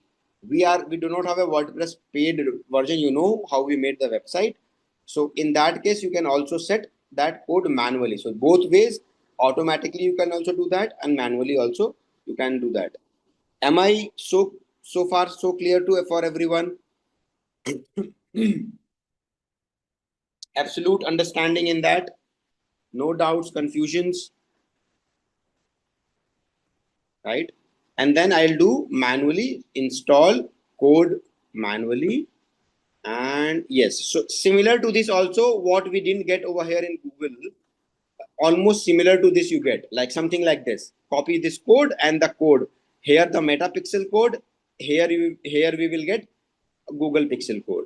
So again, what you have to do is you have to copy the code. Once you copy it, I can show you how it looks over here when I paste it. See, so much like Google code, it's a metapixel code. Similarly, like how the Google Pixel code is, this is metapixel code and end of the metapixel code. So again, I go here. I have copied it. Now what you have to do is the same thing again, that since we are doing it manually, you have to go to the website, you have to go to the appearance, and then under that, you have to find theme file editor, look for header.php file, and once again, you have to look for this part. So this is where the head is closing, and that's when I have to put like a section here, enter, and paste this meta code. So now this meta code is also pasted over there. If I update it, the code will be active and it will track whatever is traffic coming from Facebook ads to my website and what they are doing, it will seamlessly capture those stuff. The metapixel code is a bit easier. You don't have to assign a lot of many things. It just automatically covers all those things because it is based on the user behavior and demographic and sort of things, not based on the keyword. And with that, we have come to the end of this course. If you have any doubts or questions, you can ask them in the comment section below. Our team of experts will reply to you as soon as possible. Thank you and keep learning with Simplilearn.